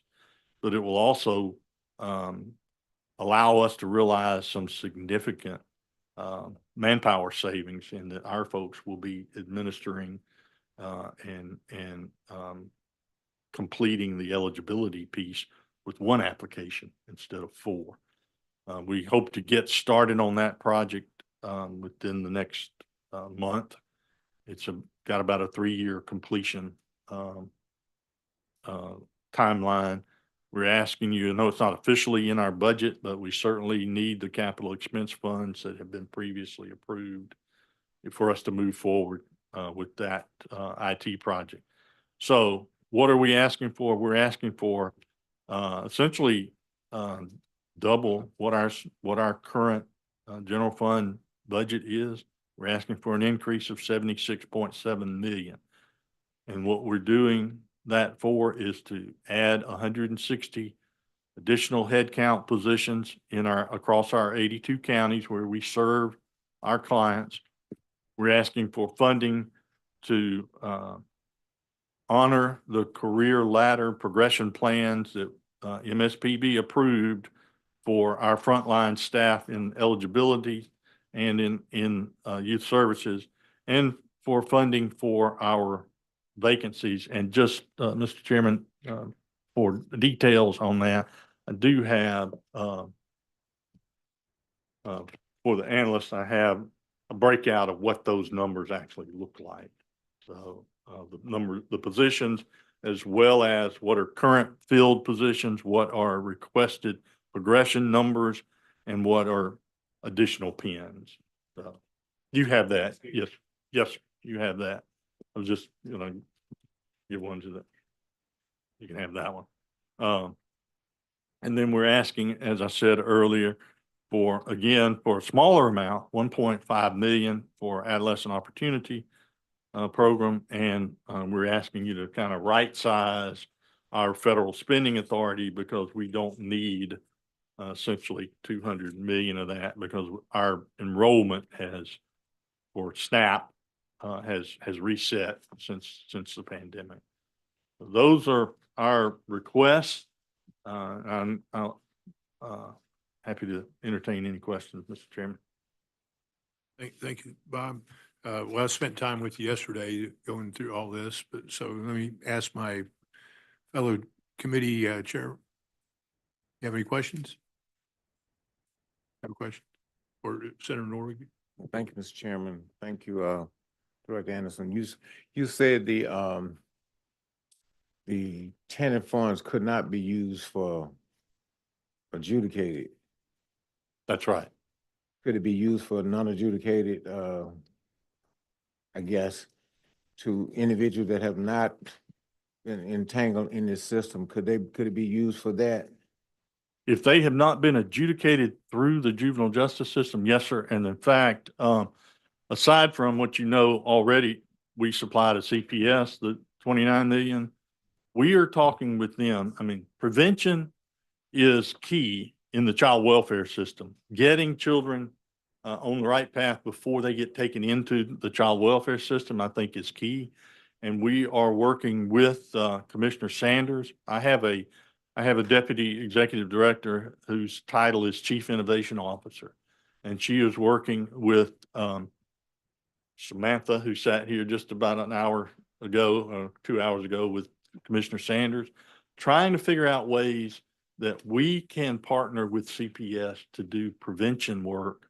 I know they're working on their Families First Preventive Services Act plan, which will allow them to pull down some more federal money. But we're also looking at ways that we can partner with them to help families on the prevention side of child welfare before that child gets in the child welfare system or into the juvenile justice system. From where we sit, once the child gets into the juvenile justice system, we can't use TANF money to address the needs of that child. But as long as they stay out of the juvenile justice system, and we're looking at preventive services, we can use that TANF money to do that. I guess that was my concern because I know, he expressed that the portions of the 29 million were used for that.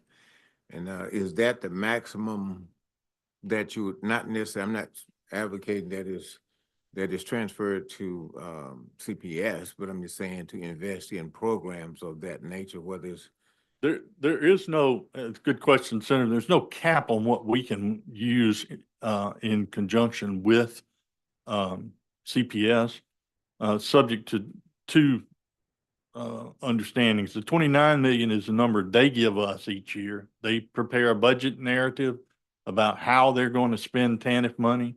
And they come up with the $29 million each year that we share with them. Now, when it comes to, let me use an example we talk about. A lot of times a child gets taken into CPS custody because in the home, there's not a bed for that child to sleep in. Well, we can use TANF money to buy that child a bed so the child doesn't get taken into the child welfare system. And what we're trying to braid some of that funding, but we're also trying to collaborate with CPS to say, let us know the needs that families have that we can help with so they don't get brought into. Now, we all understand that it's unfortunate that, CPS, as they said earlier, doesn't control which child the judge decides to take into custody. But if we provide the needs for that family, that a social worker has said, this is the reason this child needs to be in custody because he or she needs a place to sleep. Well, I think there's at least a likelihood we're going to keep some children out of the child welfare system. And, as far as I see it, and I think Commissioner Sanders would agree, every child we can divert from the child welfare system, just like every child we can divert from the juvenile justice system, is a success for that child, for that family, or potential success, and certainly is a good thing for the state if we can find ways to get, I don't remember the author's name right now, but I do know the title of the book, a wonderful book called Upstream. And this is what we need to be doing, is we need to be getting upstream from the encounter that child and that family has with the child welfare system and with the juvenile justice system. And that's what we are trying to put our heads together more often and more regularly to get upstream from the encounter with child welfare or juvenile justice so that we can help those families stay out of the system. and I guess my question was along the lines of 1.5 that you're asking the legislature for in state dollars. I'm saying, could you use more TANF dollars within human services to meet the need of those children that's not a part of the system, if you will? I can, what the 1.5 million is that we're asking for is once the child shows up on the juvenile justice docket, the judge is going to have to adjudicate that child one way or the other. Okay. To send them to community service or to send them to detention. Okay, now I understand that, but I'm saying even before, I mean, we all basically know the characteristics of children that could potentially become a part of the system. I'm saying, could TANF dollars be used in coordination with Child Protective Services to ward off some of the children coming to them, not the money that's given to them, something that, I guess is a parallel program to the 1.5 that you're asking. Yes, sir. And I don't, to the extent we haven't committed TANF funds to sub-grants or other wraparound services, yes, that's what I was trying to describe. That's what we're trying to do with CPS right now, is use TANF funds to address family needs before they get into either one of our caseloads, basically. Okay. CPS has those like wraparound services. They use some of that $29 million toward that. They do, but I mean, we're looking to go beyond what they use their current sub-grant. Right. They get a $29 million sub-grant, but we're looking to use other TANF funds with them, but they have to help us identify the needs. We don't know about a juvenile justice case until it's on the docket. We don't get a notice of a juvenile justice case until it's already in the court's docket. Well, Well, I mean, I'll probably follow up on it, but let me ask you this now, as far as aging services, do we have a waiting list for, aging services? No, sir, Senator, we don't have any kind of waiting list right now for all of with this understanding, I mean, for congregate meals, for Right. home delivered meals, for those kind of things, no. Okay, For respite care, the general respite care program, we don't have a waiting list. We have a dementia respite care program that only has 60, I'll call them slots, basically. Mhm. To my knowledge, we haven't used all 60 of those slots this year. But, so we don't have any waiting list. And for our Mississippi Access to Care, where we're putting senior adults in contact with healthcare professionals, we have no kind of waiting list there. Anybody who needs direction. For our Mississippi Insurance Assistance Program, the SHIP program, State Health Insurance Assistance Program, anybody who needs help navigating what it looks like to enroll in Medicaid or Medicare or both, we have personnel available, ready, and no waiting list in regard to any of those services. my final question, child support. Yes, sir. Are we getting the biggest bang for a buck that what we are paying the child support, The vendor, Young Williams? yes. Yes, sir. I'm very proud of that program. I know a lot of people have a lot of questions about that, but we rank in the top 5 in the country in terms of the cost effectiveness of our child support program. And the reason we rank in the top 5 is that we generate $8 in child support collections for every dollar we spend on Young Williams. We spend about 24 million dollars a year. They collected actually more than 300 million for us last year in child support. So I don't know another statewide program administered by a state agency that can show you an $8 return on investment. I just simply don't. And that's, and I also, all due respect to our staff,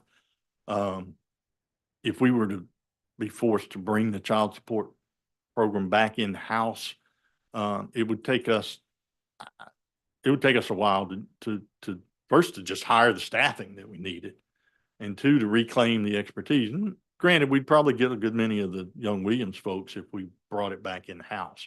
But we ran the numbers 4 years ago now, when we put that contract out for bid again, and we wouldn't save any money by bringing it back in-house. We're going to run an RFP probably later this year. What we did 4 years ago was we structured the RFP to invite 2 vendors, because we wanted to do just what you're asking. We wanted to compare the cost effectiveness of our current vendor to potentially a second vendor. Unfortunately, we didn't get a responsive second vendor.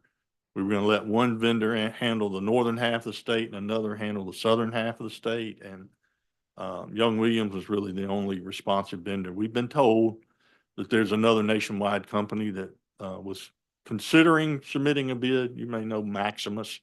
I can't speak for them. They may or may not submit a proposal when we open this up. We're going to run the RFP later this year, because if there is a change, we want to give everybody basically a full year to adapt to the change. So the new contract would not be effective until 2026, but we will likely run the RFP in September, October of this year. Thank you, Mr. Chairman. Thank you, Senator. You explained the medical reimbursement for Oakley and possibly some language that you're asking for. Yeah, thank you for mentioning that. Right now, we have a contract with the University of Mississippi Medical Center. It's about a $500,000 contract. It looks to us, I don't want to disparage anybody at UMC, but it looks to us like we're paying private pay rates.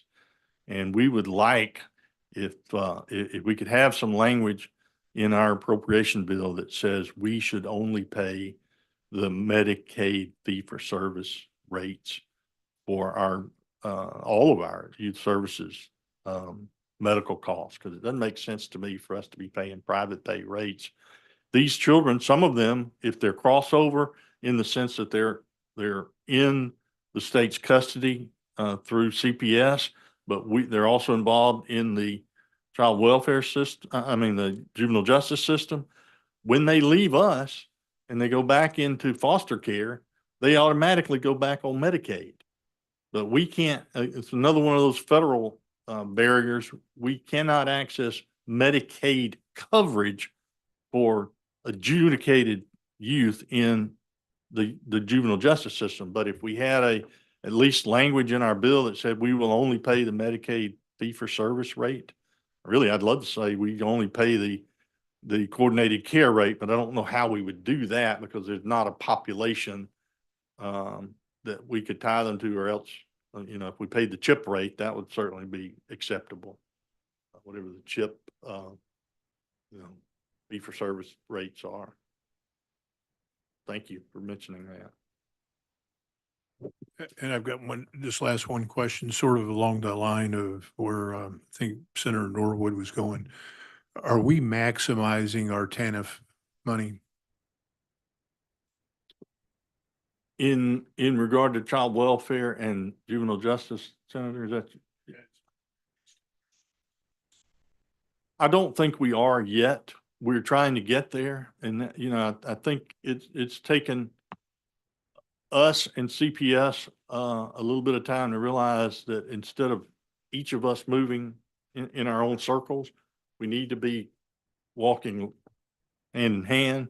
And I think we're on the path to doing that. And I think we can maximize our TANF dollars better as we walk, the same path together going forward. That's what we're trying to accomplish. Yes, sir. Fair question. Yes, sir. Thank you very much. Thank you, Senator.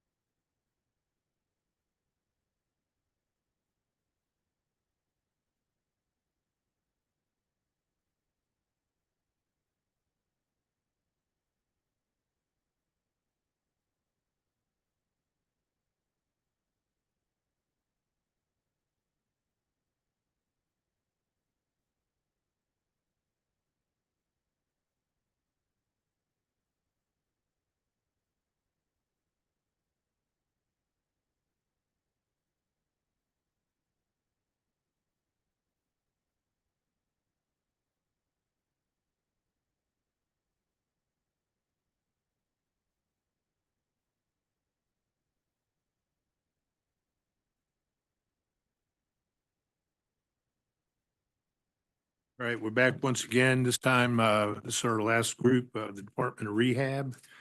And Billy Taylor's I guess, the new executive director over there. Welcome, congratulations. Thanks a lot. Appreciate it. And I'll go ahead and turn the floor over to you.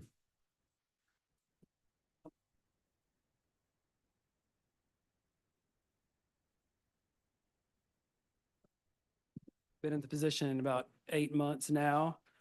I've been around the agency for a while. I was the chief of staff for about 9 years, and then the attorney from the AG's office representing him for about 5 years before that. I have with me today Mr. Andy Salen. He's our finance director. Miss Samantha Murphy, she's took my position as chief of staff. And then Dorothy Young is our director of vocational rehab for the blind. And then we have Anna Tucker and Christy Embry, which helps out with our legislative relations. So if you flip over to page 3, kind of a little high-level overview of our agency. And we like to think of ourselves as the one-stop shop for Mississippians with disabilities. So we have about 45 offices around the state, currently about 985 employees. So we serve the state basically through 4 major programs. 2 of those programs are workforce related. That's the Office of Vocational Rehabilitation. Then Dorothy's program, the Office of Voc Rehab for the Blind. And basically what those programs do is help individuals with disabilities either get a job or keep the job that they currently have. And they do that by implementing individualized plans for employment and basically have a lot of leeway as counselors to do whatever is necessary to get that individual employed.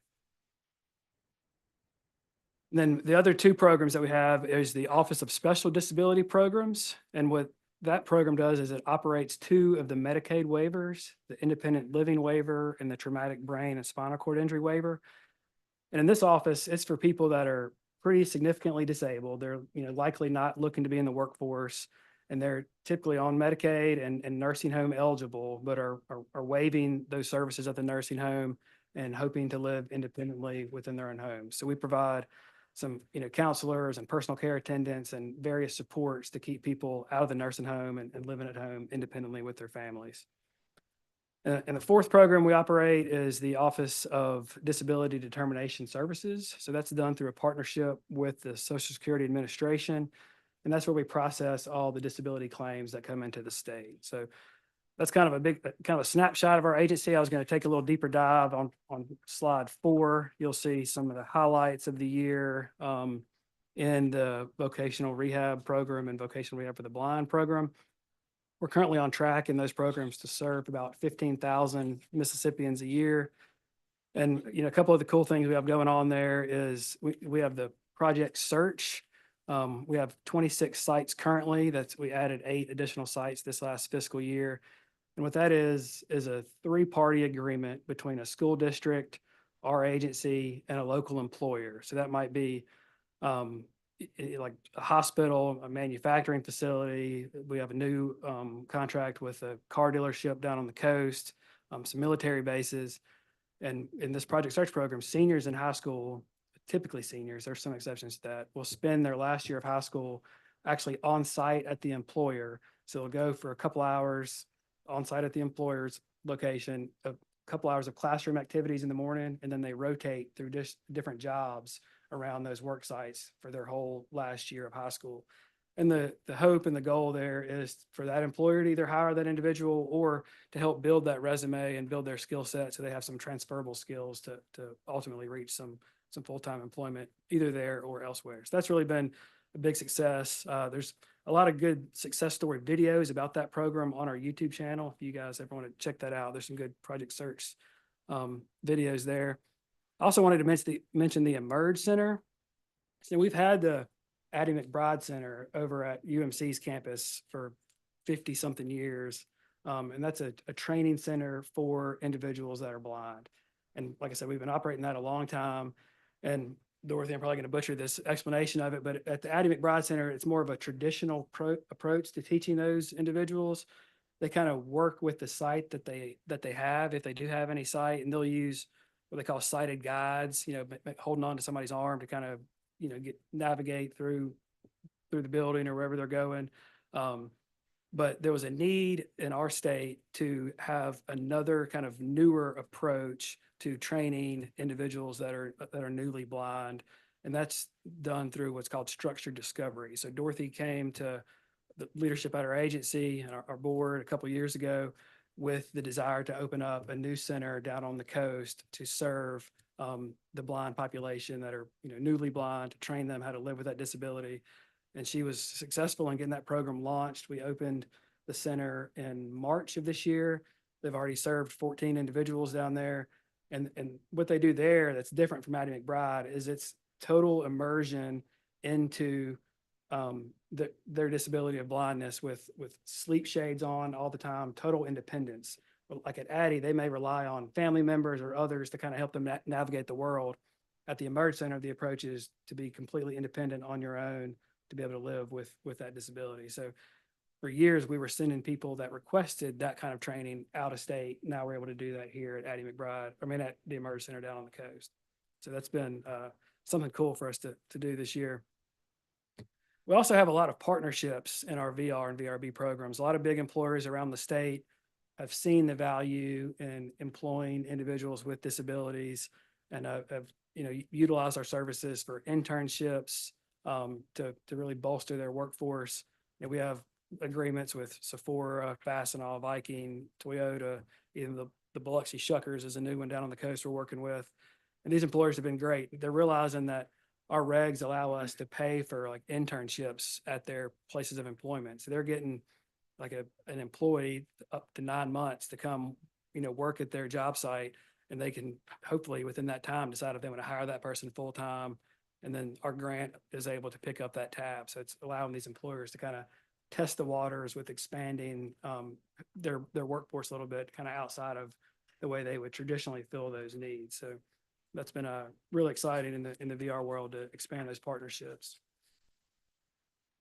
So those are our two workforce programs, VR and VRB is what we call them. Now I'm going to transition a little bit into the Office of Special Disability Programs. And that is our home and community-based waivers. We have the independent living waiver, the traumatic brain injury, and spinal cord injury waiver.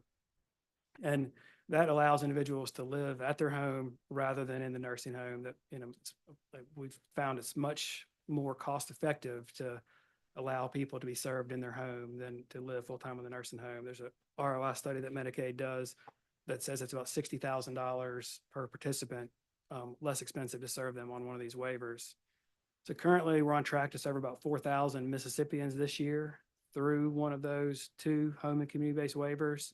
The main service that's provided on those waivers are the service of personal care attendants. So those are employees of ours. They're not in state pens. They're contractual employees that we employ to go out into the home and help them with their daily living activities. So whether that's bathing, shaving, brushing their teeth, going to the bathroom, getting dressed, changing the bed sheets, helping with food preparation. They can even take them to doctor's appointments.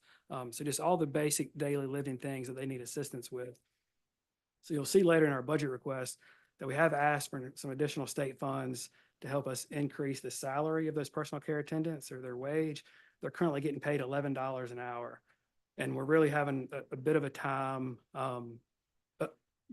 not having too high of a turnover rate with those personal care attendants. Right now, the turnover rate's at 41%. And there's a few different variables that kind of play into that, I believe. One, the pay is, of course, a big one. That's, $11 an hour is not a lot of money to do this kind of work. But then also the client has a choice in their personal care attendant, which to me makes a lot of sense. If somebody's going to be coming and bathing you and feeding you and all those things, like you want to have some say-so in that. So it's hard to identify people to serve in these roles. So I think that's why we've seen the turnover rate spike a little bit or a lot really. So that's why we're wanting to try to work to get the wage up from $11 an hour to $12 an hour for these personal care attendants. There are some other services that we operate under the waivers. We can do some home modifications, supply durable medical equipment, do some respite care. There's a lot of kind of other ancillary services, but the bulk of our budget in this program and the bulk of the work that's done is regarding those personal care attendants that we have that provide that service. And then the last program I wanted to mention is our Office of Disability Determinations. So this is our program that makes the medical determinations for the Social Security Administration. So this year, we're on track to do about 55,000 or to process about 55,000 claims for the Social Security Administration. We're on track to exceed the production goals that SSA lays out for us. One kind of new thing that we're doing in our DDS program is utilizing artificial intelligence. So we have a program called Imagine, and it's AI that is able to go in and look at big blocks of cases and be able to, without much human involvement or input, to figure out which one of these are going to be very likely allowances. Like, for example, if somebody's in end-stage renal failure, like they're very likely going to be an allowance of a SSA disability case. So the AI can look at this big block of cases very quickly and say like, all right, these are probably going to be allowances. Let's go ahead and pull those out and get those, processed quickly. So that the AI has been really helpful. I feel like we're just kind of on the verge of utilizing AI to really streamline a lot of processes in this program, just because, I know it's kind of a new thing, but we've really seen some success utilizing that Imagine software. The accuracy rate has always been really, really good in the Mississippi DDS. The SSA performance threshold is a 90.6 accuracy rate, and we're currently operating at a 95% initial accuracy rate. And this stat always amazes me that there's $244 million a month that flow into the state as a result of these Social Security payments that we process. We do have a fraud unit, so it's in partnership with the SSA's Office of Inspector General and some local law enforcement agencies, which allow us to investigate potential fraudulent claims that we see throughout the process. So if our examiner is working a case and they kind of have a hunch that, hey, this something doesn't seem right here, maybe there's some possible fraud going on, they can make a referral to the fraud unit, and they'll kind of unleash their resources to figure out if there is in fact fraud. And we've seen some good results in catching some of that fraud. I did want to mention some of the staffing issues. Like after COVID, we really had a big drop in our number of examiners that we had. Our turnover rate was at 40% or 42% in fiscal year 23, and then came down a little bit last year to about 19%. And it was really affecting us. We lost a lot of employees, and we can't quickly refill those because we have to get the hiring authority from SSA. So they're on a hiring freeze. So we're having our DDS examiners leave after COVID, but we couldn't refill them because SSA had us on a hiring freeze. So it really was a struggle there. And we saw our cases in staging, which is basically cases that we have yet to look at, really increase during that time. But we were able to work through a process with the State Personnel Board to get the wages of our examiners up through SEC squared and an additional request to the full State Personnel Board. And we're able to get those salaries up from about $32,000 a couple of years ago to now a starting salary of $40,000. It has made a tremendous difference on hiring and recruitment and retention of DDS examiners. The turnover rate now is down to 4.7%. We've seen the staging of cases. At the peak, we had 27,000 cases sitting in staging, which is basically just sitting there waiting to be worked on because our numbers were so down in staff. But now that we got that increase from SPB on the salary or the authority to increase it, we've seen the staging numbers come down to 13,000 from the 27,000 they were at last year. So it's been trending down over the past 12 months, and we expect it to continue to do that, mainly because of, y'all support through the SEC squared program, getting those salaries up, and also the State Personnel Board allowing us to get that starting salary up to 40,000. So definitely seen some good fruits of that push to get those salaries up and having those stages down. So hopefully next year when we come back, we'll have some better news on maybe have no staging, kind of like where we were pre-COVID. We'd like to be able to get the cases in and start working on them immediately, but we also don't want to overwhelm our examiners that are working the cases to a point where they get, overwhelmed by having that many cases to process. So I'm going to turn it over now to Andy Salin, our finance director. He's going to talk about some of the particulars of our budget request. Appreciate it, Billy, and good afternoon, everybody. We certainly appreciate your time.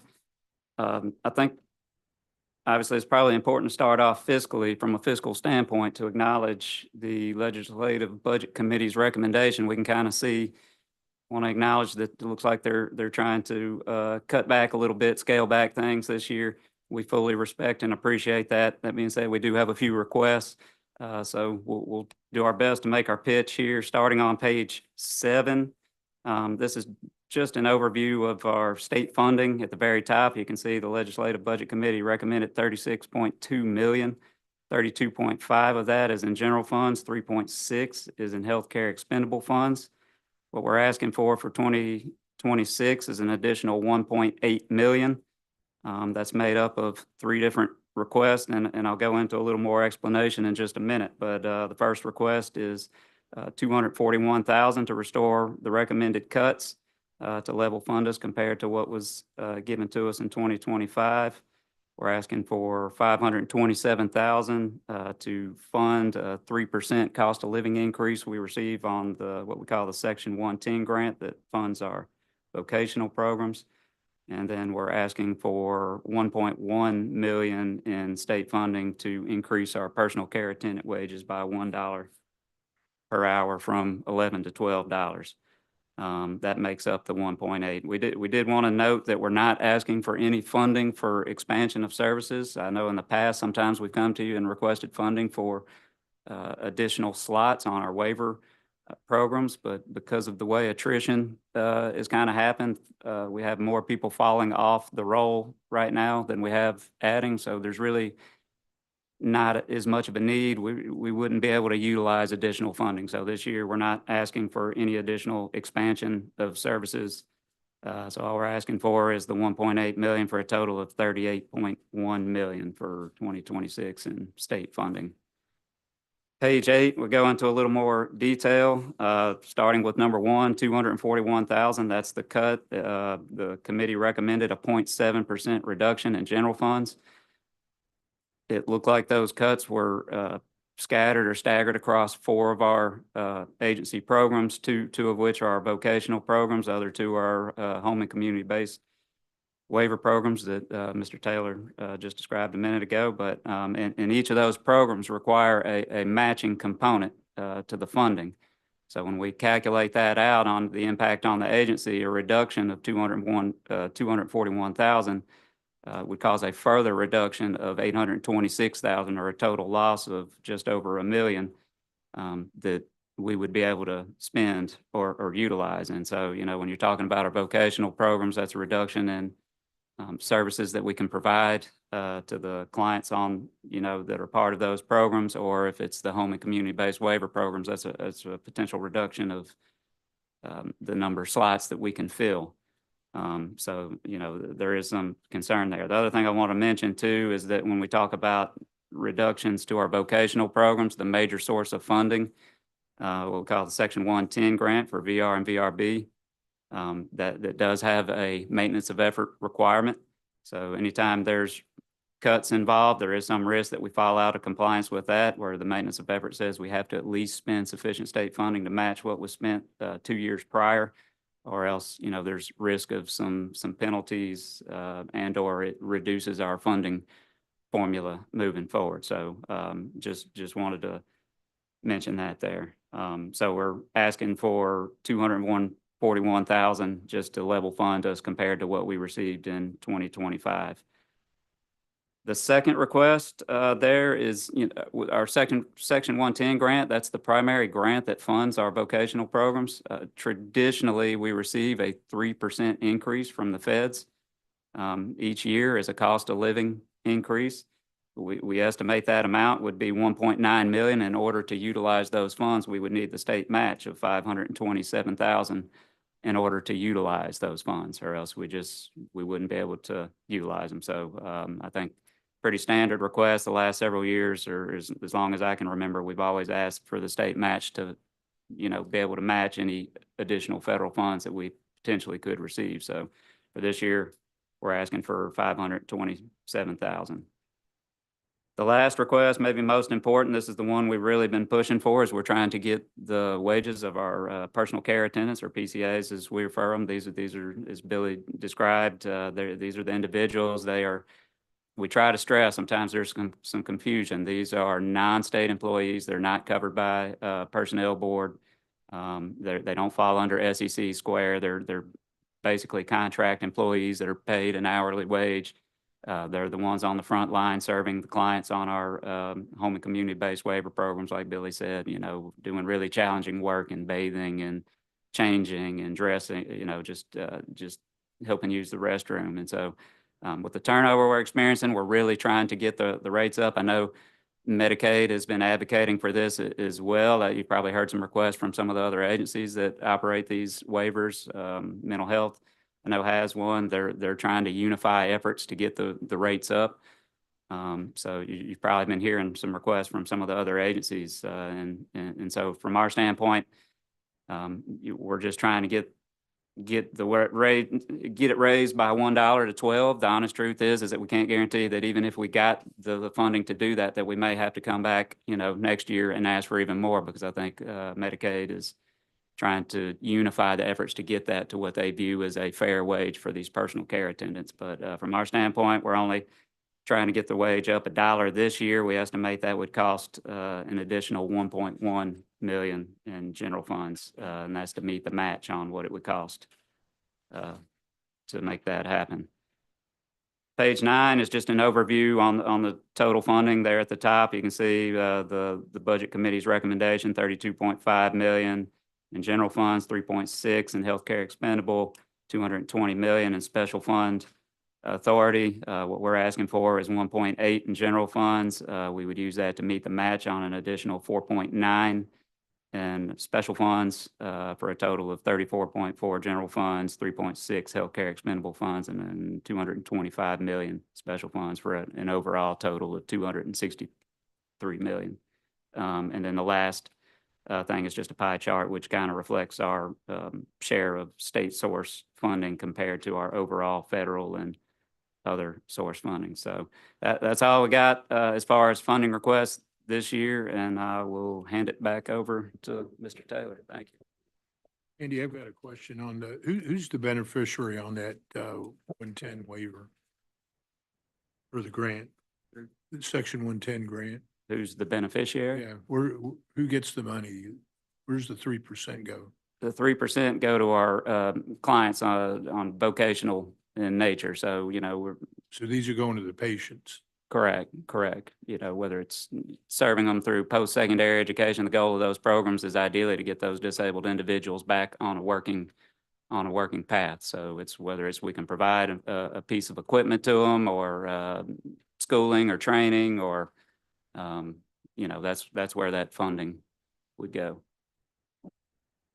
So they call that a cost of living adjustment in the grant, but it's really not money flowing directly to a client from us. It's just more money for services that we can provide. So the grant increases by 3% each year. So we can, because I guess they just assume with inflation and everything else that it's going to cost 3% each year to do the same work that we did in previous years. So you're saying the department gets the money? The department gets the money to provide more services to clients. Right. Mhm.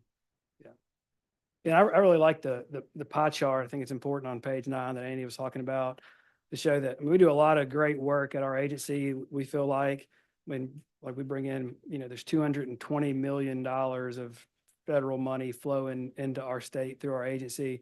But the only way we're able to utilize that 220 million is through the 14% coming in from you guys. So we just want to really show the importance of the state funds to be able to draw down all those federal funds. So we pretty much use, the vast majority of the general fund that we receive is used to draw down this 220 million that's coming into our agency and ultimately to Mississippians. And then I wanted to mention real quick, just our pen situation at the agency. I know last year we were cut, I believe 40 or so pens. And currently we have 1,076 pens. If you were to snapshot it today, that's how many we have. And as of yesterday, 91 of those were vacant. But of that 91, they're all on recruitment. Like, we're trying to fill them, as best we can. Of those 91, they're on recruitment other than 23. So there's just 23 that are not currently on recruitment. But of that 23, most of those are just recently vacated in the past month or two. So all that to say is we really need the pins that we have. We understand that there's a, kind of a desire to cut pins among agencies that aren't utilizing the pins. But I know it's kind of sounds bad to me when we take that snapshot and say, hey, we got 91 vacant pins right now. But then when we dive a layer deeper and say like, all right, well, yeah, out of those 91, most of them are on recruitment, all but 20 something. And those 20 something, they just left the job within the last few weeks or, month or so. So we really are, operating with the best we can with the pins that we have. And we really are, I guess, asking not to be cut too bad on the pins because we don't have many of them sitting around vacant for too long. And I did just want to close with, we have a lot of exciting things going on around the state. And I know you guys all represent different constituent areas around the state. We'd love to kind of show you guys around. If y'all are ever on the coast and want to check out the Emerge Center, or if you get on our YouTube channel and see some of these partnerships that we have with Toyota or Sephora or, Fastenal, we'd love to, give you guys a tour, maybe one of these project search sites. So just feel free, our business cards in the packet there. We'd love to kind of show you guys some of the work we're doing around the state. I've been to Sephora. You guys do great work up there. That's excellent partnership. Haven't heard you doing any PSAs. Chris used to do hunting PSAs. Are you going to be taking those up? Yeah, so we do operate, that's one of our smaller programs. We do have the Traumatic Brain Injury and Spinal Cord Injury Trust Fund, where we used to get a few dollars from DUIs and moving violations to kind of have spinal cord injury and brain injury prevention and awareness. So that was part of that awareness campaign. So we still do have some campaigns in that realm. Our biggest one now is the PROM campaign. So that's where we partner with Highway Patrol. We go out to schools, and PROM is actually an acronym for Please Return on Monday.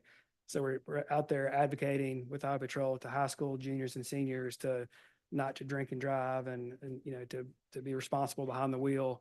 So that's our latest big campaign. So, but I haven't ruled out any hunting PSAs. If we see a bunch of injuries spike in that realm, I'll be glad to do that.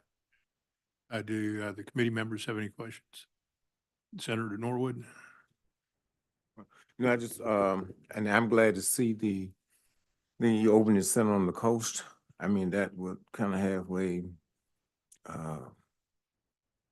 make it easier, more accessible for the population, on the coast. 'Cause certainly I'm a strong advocate for that population. And also, the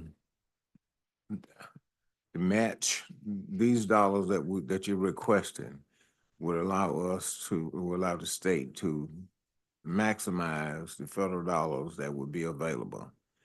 Now, are there additional federal dollars that would be left on the table if I'm saying be above and beyond what we're providing the match for this, what you're requesting? Yeah, correct me if I'm wrong, Andy, but y'all have been very good to us over the years, and we've always been able to draw down our full federal match on the 110 grant for the vocational rehab and vocational rehab for the blind program. But if we were cut or didn't get the 3% and the grant allowed it, we would then be leaving federal dollars on the table. But y'all have been great to us over the years, and we've always been able to pull down that full amount on the 110 grant.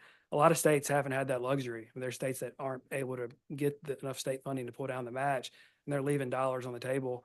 So much so that there's a process where other states can go in and request a different state's money if their state isn't putting up enough state resources. So. And that was the reason I was asking that, to just make sure that if there would be opportunities for us to access those dollars if we had provided appropriated additional dollars. But you answered my question now. And I do appreciate, I know Chris was very, very adamant about, and he knew I was adamant about asking that question, make sure we access all the federal dollars that would be available there. Thank you very much. Thank you, Mr. Chairman.